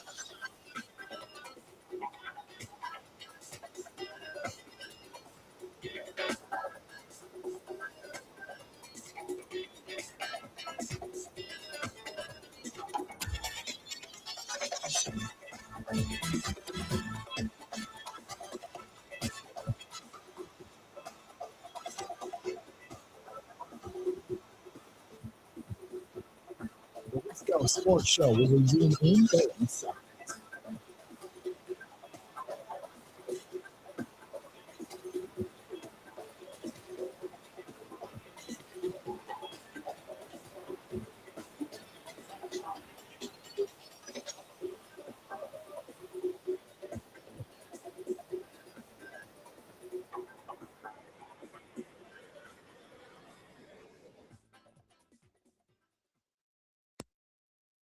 So it is, I mean, to be clear, this will get a lot of attention that you feel this way because you are, at this point, I think one of the people whose opinions on this stuff matter the most, and everyone has their opinion. Oh, crap. This isn't the soundbite I wanted to play. Can I get a mulligan on this? Can I just give me a sec? Let me slide the right one in. I wanted this one. So let's pretend like that didn't happen. Let's rewind and let's just pretend the segment is starting over. My bad. Here we go. This is a failure to communicate. It's a failure to communicate between Giannis and the Bucks. It's a failure to get on the same page, just like it was at trade season. We just saw Ramona Shelburne have that article last week quoting the Bucks ownership saying, if Giannis doesn't extend, we're going to trade him. Don't you think that's a discussion they would have with him? And at the risk of parodying myself, oh, here it goes. Why would the Bucks not want to play Giannis? Why? Why would they not want to play him? They don't want to play him because they do not want him to get hurt. Right. Because he's gotten hurt 5 times. Do they care about him and want the best for him? Of course. But Danny, why do they not want him to get hurt? I would assume they want a better draft pick. And protect their trade assets. Now we've got it. If they wanted a better draft pick, they wouldn't have tried to win when he was injured earlier. They won while he was injured, and they've screwed their draft position. Maybe they will get lucky, and they will hop up, and basketball karma will go. But this is a team that doesn't want the player to play so that he doesn't get hurt, so that he can be traded for a higher value. They will not say this, but this is what their actions are very clearly sending. It's a funny soundbite from Brian Windhorst, ESPN. Remember a year or two ago, it would have been maybe, oh, crap. When did the Jazz trade Donovan Mitchell? This might have been 3 or 4 years ago now. Oh, I just felt old for a second. Remember when Brian Windhorst did that? Now, why would they do that? With his fingers in the air became a meme? I really listened to him like, what is Windhorst cooking up here? He must know something. He must have some crazy theory. With this audio, he's like, so the Bucks don't want Giannis to play. Why would that be? And I'm like, ooh, Brian, please tell him. He must know something. What's he got? And then he proceeds to say, because they don't want him to get hurt. I'm like, oh, I thought we were going to say something interesting. Duh, they don't want him to get hurt. Obviously, of course. There's no world in which Giannis being injured is good for the Bucks. Even if they don't trade him. Even if they don't trade him, which is being treated as a little bit of a foregone conclusion. And with the current state of the Bucks, they don't have a coach. They don't have a roster. Nobody knows who's actually running the team. I would bet on them trading Giannis this offseason, especially because the owners came out and told Ramona Shelburne last week of ESPN, yeah, if he doesn't sign the Supermax, we are trading him. So I would bet on the Bucks trading Giannis. And if I was trading a player like Giannis, I don't want him to be coming off a blown ACL or a blown Achilles, which seems dramatic, but he has 2 calf strains, a groin pull, a knee injury. Like, he's got a bunch of injuries. So I don't know why the Bucks would risk that down the stretch. So I thought that maybe there'd be some earth-shattering information there from Brian Windhorst, but basically it was just kind of stating the obvious that, we all knew the Bucks don't want him to get hurt. Why else would they operate any differently? That was kind of obvious. Now, Giannis is not happy about this, at least if you read in between the lines. Justin Garcia is going to be here in 10 minutes. He can help us read in between the lines and correct me if I'm wrong. But there is a statement released by the National Basketball Players Association. The National Basketball Players Association. I feel like that would be the National Basketball Association Players Association, but maybe that'd be a little bit redundant. So whatever. The NBPA. This is from Shams. A statement on the Milwaukee Bucks' desires to shut down Giannis Antetokounmpo, who wants to play. The player participation policy, real alliteration, was designed by the league to hold teams accountable and ensure that when an all-star like Giannis Antetokounmpo is healthy and ready to play, he is on the court. Unfortunately, anti-tanking policies are only as effective as their enforcement.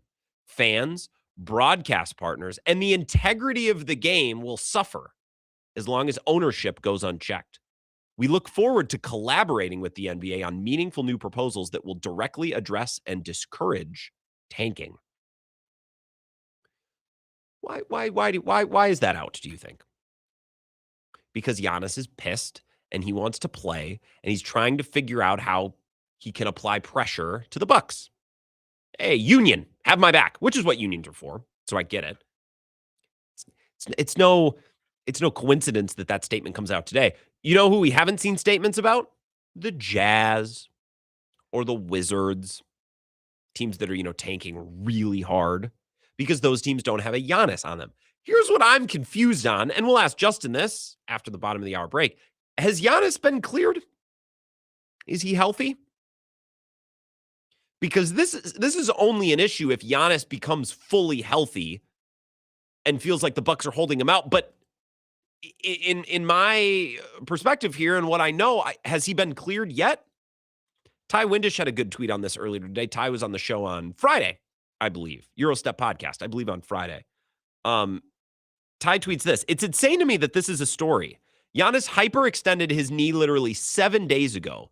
The Bucks season is over, and he's also had calf issues all season. It's not like the team made something up to sit him down. Giannis himself said that he felt the knee hyperextend. So that's the timeline on the injury, by the way. Giannis hyperextended his knee 7 days ago. If he had extended it a month ago, it's different. If the doctors had cleared him, but again, I don't know that the doctors have cleared him yet. Here's the thing. If Giannis had a clean bill of health all season long, this might be different.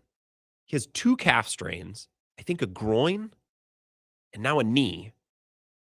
Like, Giannis has got to see it a little bit from the Bucks' perspective here. Oh, and also, Giannis, I want to play. I want to play. Well, guess what, buddy? That ship gassed up and left the harbor months ago. Giannis has played 36 games. And I think 3 or 4 of those are games that he's left early. So really, he's played like 32 proper full games. The Bucks have played 71. I don't have the math off the top of my head, but I can use my trusty computer. 71 minus 32 is 39, which means there are 39 games in which the Bucks have played a game this season and been without Giannis. Well, I want to play. Giannis, guess what? We all wanted you to play. And it didn't happen this year. And rushing back from a hyperextended knee to play in meaningless games at the end of the season when your future is coming to a big fork in the road this offseason, you got to understand why that maybe wouldn't make that much sense, Giannis, right? Please, you can see it a little. Got injured 7 days ago. Just, I don't know that Giannis can look more than 7 days into the future, 7 hours into the future. It's beginning to annoy. We're going to talk with Justin Garcia of the Bucks Radio Network next to get a little bit of perspective on what the Bucks ownership had to say last week and this random statement from the NBA PA about, well, we can't have tanking. Giannis should be out there. Oh, all right, okay. We don't want them to tank. Bro, they were tanking with you. The season went down the tubes the weekend you returned. They look worse than ever. It'd be one thing if Giannis had come back from injury and the team looks awesome. No, not even close. They looked worse once he got back. We'll talk with Justin Garcia next. This is the Wisco Sports Show with Grant Bills on the Wisconsin Sports Zone Radio Network. Wisconsin weather doesn't wait, and neither should you. At Pella Windows and Doors of Wisconsin, we make upgrading your home simple. Right now, order today and get 0% interest until 2032. You heard me right. 0% interest all the way until 2032. Upgrade your windows and doors now and pay over time without paying interest. With our 10-year limited warranty, you can feel confident in your investment. Schedule your free in-home consultation today at PellaWI.com. Certain restrictions apply. 3/31/2026.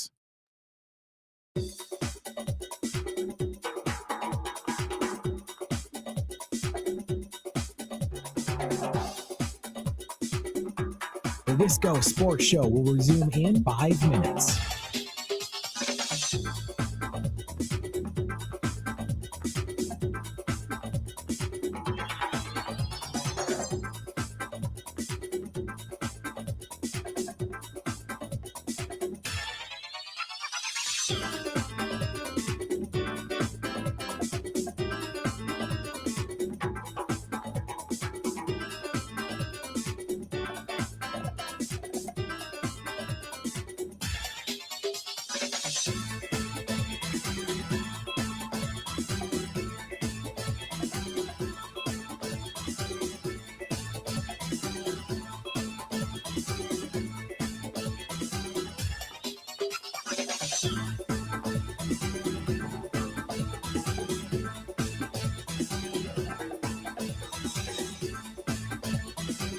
The Wisco Sports Show will resume in 4 minutes.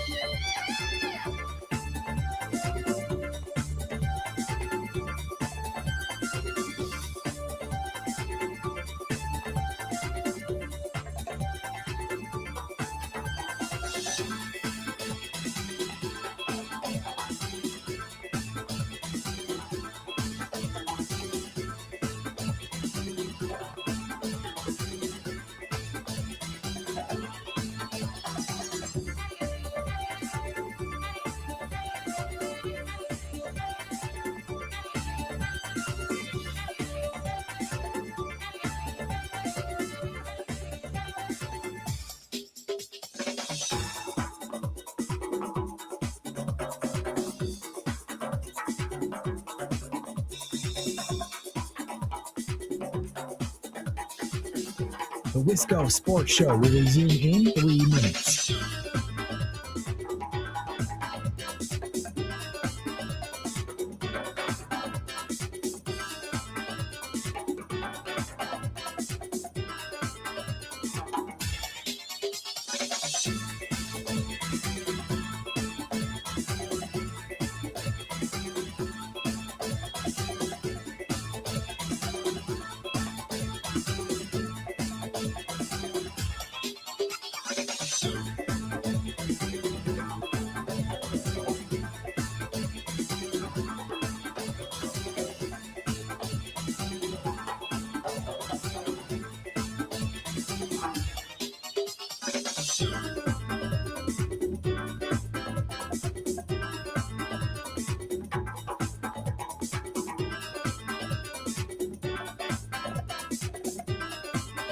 The Wisco Sports Show will resume in 2 minutes.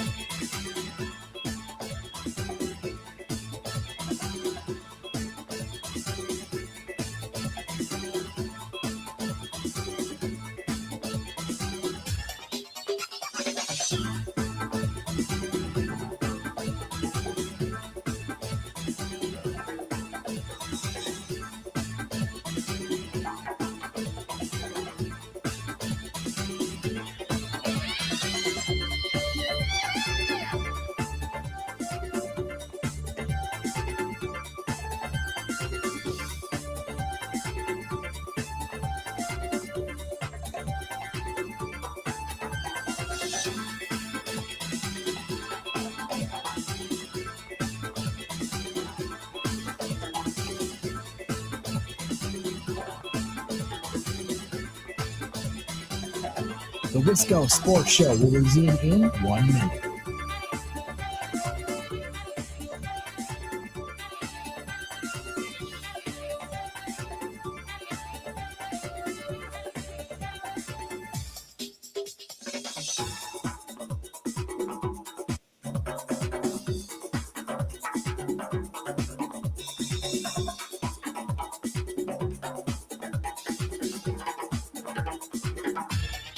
The Wisco Sports Show will resume in 30 seconds.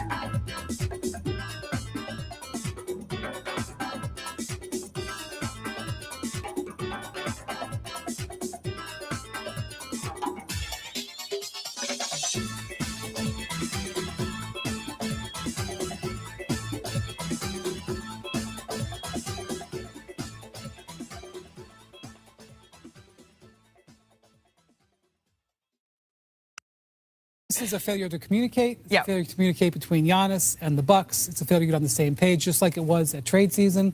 We just saw Ramona Shelburne have that article last week quoting the Bucks ownership saying, if Giannis doesn't extend, we're going to trade him. Don't you think that's a discussion they would have with him? And at the risk of parodying myself, oh, here it goes. Why would the Bucks not want to play Giannis? Why? Why would they not want to play him? They don't want to play him because they do not want him to get hurt. Right. Because he's gotten hurt 5 times. Do they care about him and want the best for him? Of course. But Danny, why do they not want him to get hurt? I would assume they want a better draft pick. And protect their trade assets. Now we've got it. If they wanted a better draft pick, they wouldn't have tried to win when he was injured earlier. They won while he was injured, and they've screwed their draft position. Maybe they will get lucky, and they will hop up, and basketball karma will go. But this is a team that doesn't want the player to play so that he doesn't get hurt, so that he can be traded for a higher value. They will not say this, but this is what their actions are very clearly sending. As Brian Windhorst, they will not say this. I would argue, and I like Windhorst, they don't really have to. Like, why else would they sit him down, Brian? Like, of course they don't want him to get hurt. And that's not just if they're trading him, which feels really likely right now. A lot could happen between now and the summer. Giannis is signed here before when people didn't necessarily expect it. Even if the Bucks want to extend him, it's like, hey, man, if we're giving you the full banana supermax, like, we'd like for you to not hurt yourself significantly in a stretch of games that don't matter. There's a lot going on. There's a lot of questions that need to be answered. Luckily, we have a high-ranking member of the Bucks organization set to join us now, Justin Garcia. Justin, it's a pleasure to see you. I hope you are well. I promise I won't make you speak ill of your employer. How are you today? You laugh. Mid-ranking member, I would say. I'd say high. Well, what's high? You know, higher than some, higher than most. You always, every time you join, I can see you in the little waiting room. I can see your head. You always laugh. You scoff at my choice in bumpers. What is Brian Windhorst commentary? Does that amuse you? No, I didn't actually hear that one yet. Okay. So I was kind of just chuckling along to, okay, this is the narrative that we're going with here. I mean, it had nothing to do with increasing their draft chances. And also, we're just going to overlook the fact that Giannis is not healthy. So, well, there's that too. That's my first question. Speaking of a member of the Bucks organization, he was injured 7 days ago today, correct? Yes. Has he been cleared? Like, before the PA starts putting out statements, like, medically, where do we stand or what do we know? Because it's not like he's been out a month and they're holding him back. It was a week ago. Yeah. We don't know. Hip buff, I suppose. Damn it.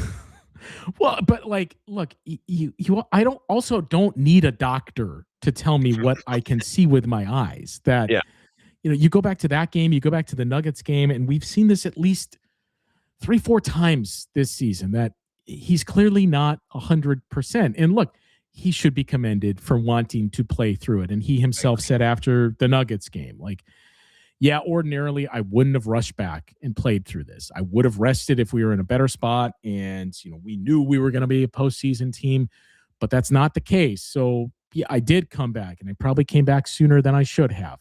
But, we can see that he's not the Giannis that you've grown accustomed to seeing. And look, this has been 4 years basically of injuries in or at the end of the season, playing through the summer in international play or getting procedures and recovery work done, that if ever there was a player that just needed, a month or whatever it's going to end up being here to just reset and say, okay, you're good for the rest of the year, rehab, take it easy, come back next season, 100%, wherever that is next season, come back 100%, you're good. It's Giannis. Yeah. What did you make of the PA statement specifically, and the fact that it came out today saying we take anti-tanking measures very seriously? And I read that for those listening about 10 minutes ago. But what was your reaction to that today? Yeah, well, good for them, I would say. God bless you. Thank you for sticking up here. I'm sure you just did this on your own and it was unprompted. Yeah. It's funny. I didn't see them release the same statement about what the Utah Jazz have done recently, where this is now 4 out of 6 games that the Jazz have played 8 players in a game, and one of those is a 10-day contract. I didn't see them talk about anything when Yusuf Nurkic had surgery to repair a deviated septum and was ruled out for the season. Don't minimize that. That could really affect someone and their ability to get sleep. Oh yeah, I know. And rest and recovery is important in the league too. I didn't see anything, when they just pulled guys from games in the fourth quarter to really hamper the integrity of the game, including the game in Milwaukee, where it was, oh wow, the Bucks are really going to let us win. I guess we just won't play Keontae George and Ace Bailey in the fourth quarter here. So yeah, funny that all those things we left those untouched, even after having to sit through the press conference on June 2nd, when the Jazz introduced Austin Ainge, who I understand is the son of Danny Ainge. Funny how that works out, as their new team president. And he was adamant in telling us we are not going to tank this season. And yet here we are, but no message from the Players Association on that. So, okay. It is funny to me. The wording was very, we take tanking very seriously, but, without the teams playing ball with us, there's not much we can do. It's like, okay, all right. We might circle back to that. I also just wanted, again, to get your direct reaction to Bucks owners or governors or higher ranking members than yourself in the organization. Apologies. Sitting down with Ramona Shelburne last week and very clearly saying we are either extending Giannis or we are trading him. Right. I had some other takeaways Is it duh? Well, why wouldn't it be? Because we've seen in the past the Bucks have done some nonsensical things. They made concessions because it's Giannis and we're the Bucks. I guess that's why I asked. It does it not really feel like, okay, this is the fork in the road. Like in the past, we could off-road this and we can catch back up to the road, but like now you've come to a T intersection and it's got to be this way or that way. So that's why I say like, yeah, duh. I mean, that kind of feels like where we've been headed.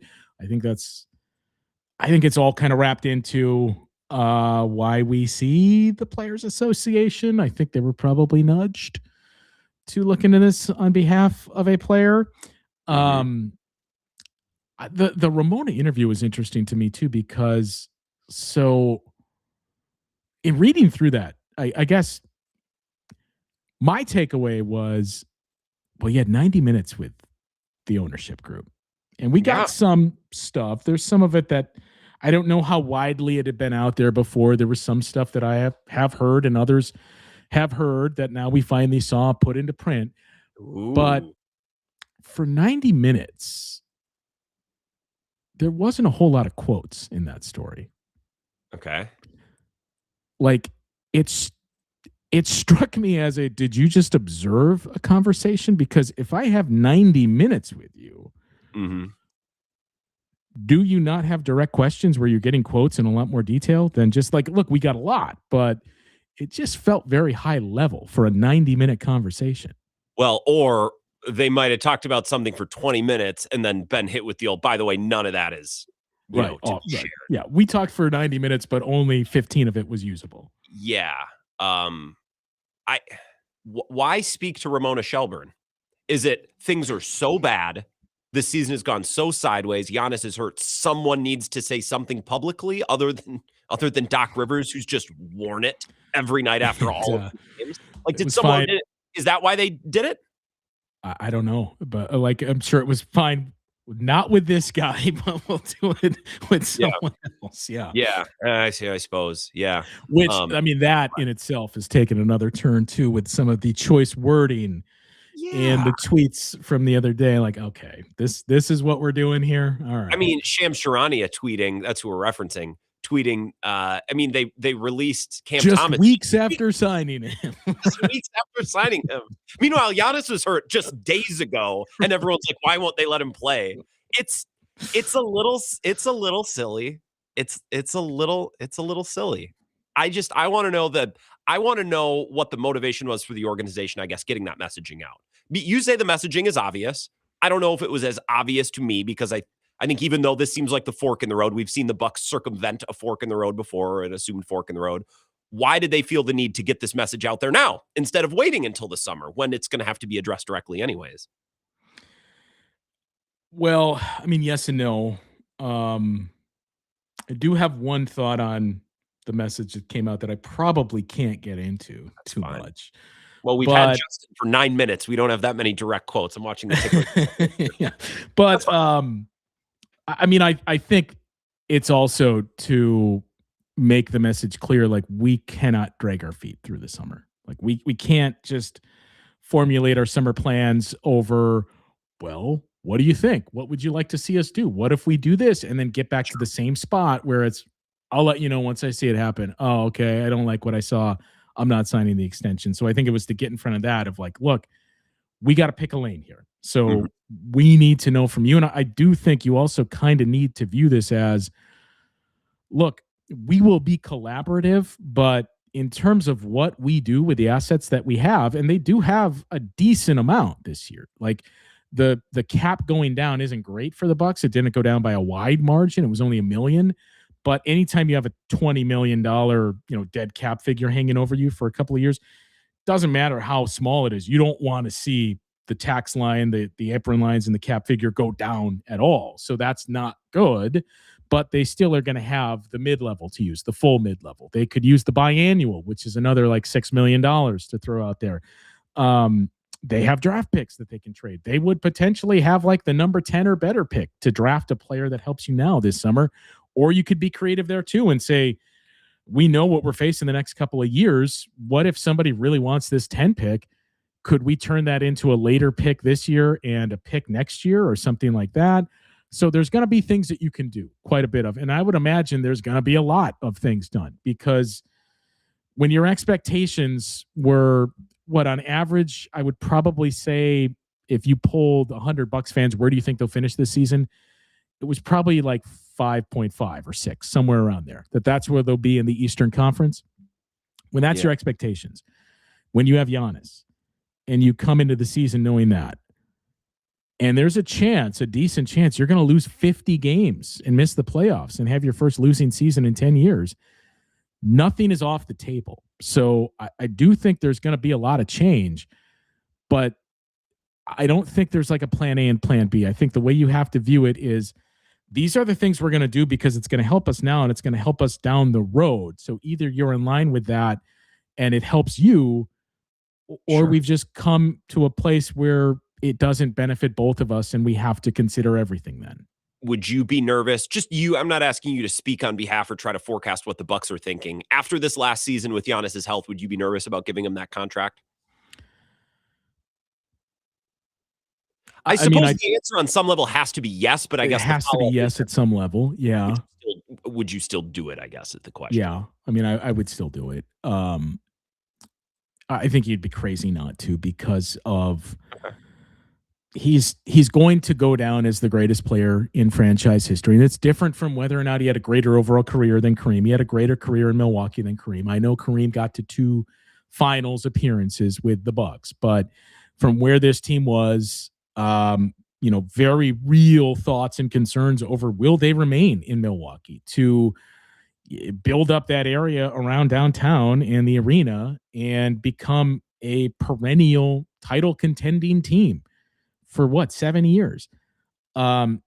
He's been the greatest player in franchise history. So I think that's also the tax that you pay, where you say, I know there's a risk that's associated with this, but this is what this guy means to our franchise, not only on the court, but off too, with the interest it brings in internationally and people that want to come to Milwaukee and tourism dollars that you're getting to see Giannis play. Hasn't happened for years now, but you were in marquee games on Christmas Day and other things that bring in revenue and eyeballs, that he just carries that level of importance as well.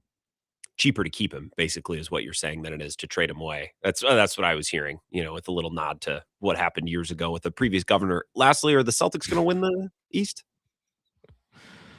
Oh my God. Yes, they are. It feels like it, doesn't it? I mean, who else do you trust in the East? Nobody, not a single team. To a lesser extent, I suppose the Knicks. Sure. But it's like 65-35 Celtics Knicks is basically, I can't do 100% for both of those teams, but it would be like 60-30, 10% for the field, something like that.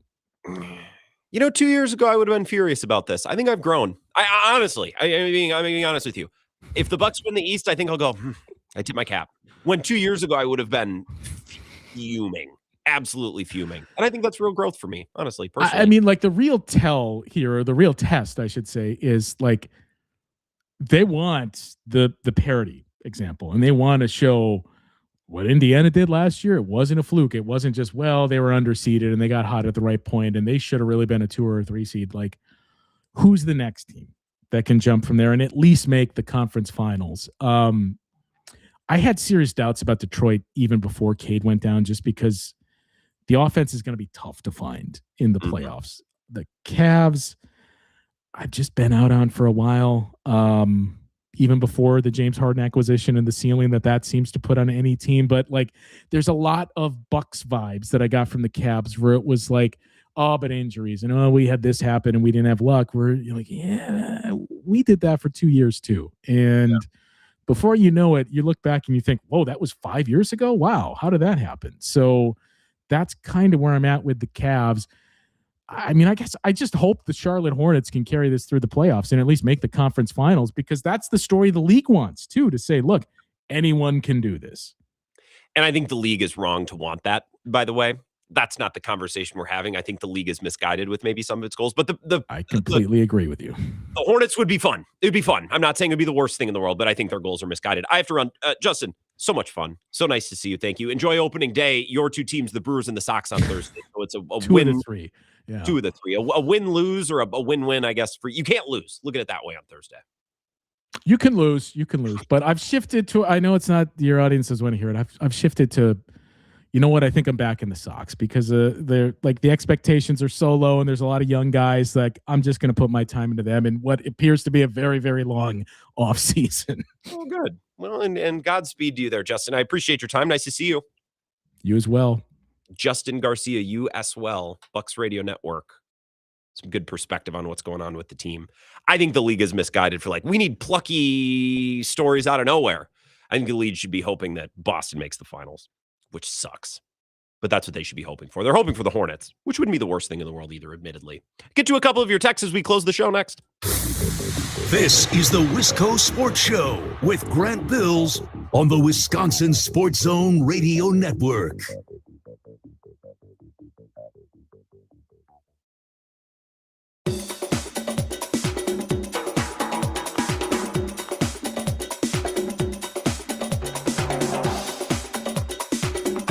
The Wisco Sports Show will resume in 3 minutes.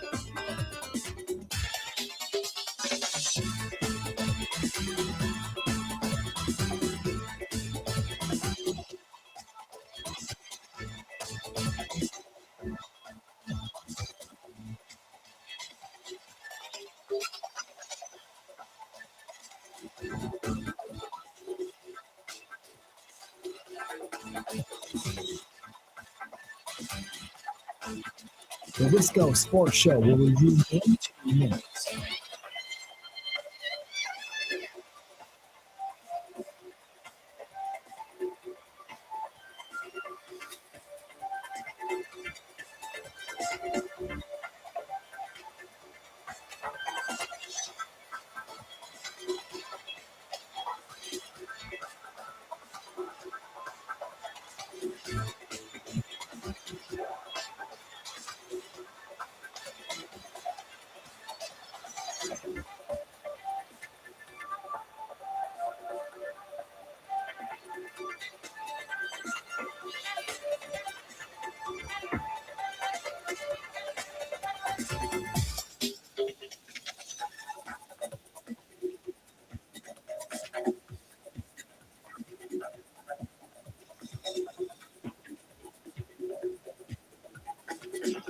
The Wisco Sports Show will resume in 1 minute.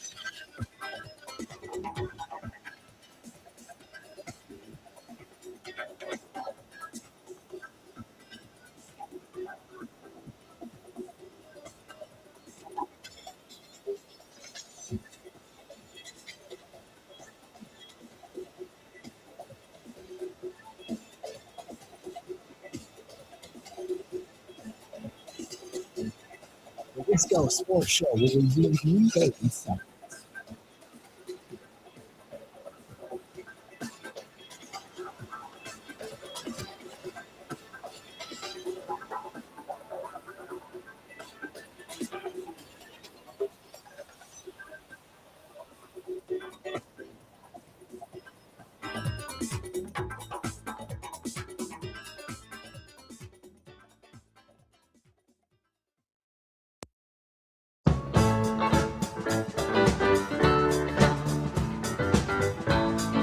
Justin Garcia, always a willing guest of the show. Appreciate his time. And an Eagle of the University of Wisconsin Lacrosse as well. Appreciate his time. A couple of texts. 608-321-1670. Madtown Ryan, Clemhead Mike, appreciate you participating in the show. Clemhead Mike, I can't show that on. I can't read that on air. But thank you for sending it. Jake Bowers has hit another double. Ladies and gentlemen, he is cooking with gas. And I tweeted 35 minutes ago, at Wisco Grant, would appreciate a follow. Says, the Brewers are making a mistake if they're actually going to platoon Lockridge and Garrett Mitchell in center field, costing Bowers chances to play in left. I'm telling you that Bowers is the greatest player in baseball. Duh. But I don't know that Garrett Mitchell is a full-time Major League Baseball player. I don't know that of Lockridge either. I know that Jake Bowers for stretches has been that. And it's not just because of the way he's performing in spring training. We've seen it in the past. We saw it early on last year. We saw it in the playoffs last year. So if I'm prioritizing at bats, I'm trying to get Jake Bowers in the lineup before I'm getting Garrett Mitchell or Brandon Lockridge in the lineup. And it's easily doable if Jackson Chourio just plays center field, which I thought was supposed to be his position anyways, instead of left. Then Bowers can play left. Mitchell or Lockridge can play left too. I would just make Chourio your everyday center fielder. It's seemingly something they don't want to do. He's done it for stretches. We also finally have the terms on the PCA deal. We learned last night that he was signing an extension. The details are $115 million over 6 through starting in 2027 through 2032, which buys out 2 free agent years. So the way I'm reading this, it buys out the rest of his ARB and 2 more years of free agency. He hits free agency before he turns 31. Sam Olber points out that they also basically avoid having to pay him anything this year, which is interesting.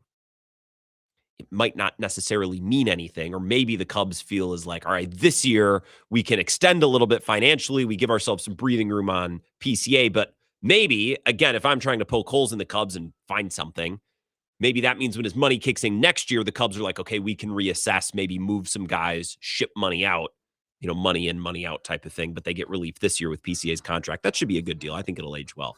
I'm the rare Brewers fan that doesn't completely, totally hate that guy. I think he's kind of fun. But he's a rival. Screw him. Yeah. I just don't hate him as much as many Brewers fans seem to. We'll pick this up tomorrow. Jesse Temple will be here. We can continue to pick through the wreckage of the Badgers basketball season. We can talk hockey as well. Jesse Temple Badger Connect tomorrow night. And whatever else is going on. Maybe Giannis will do something else between now and then. Thanks for listening.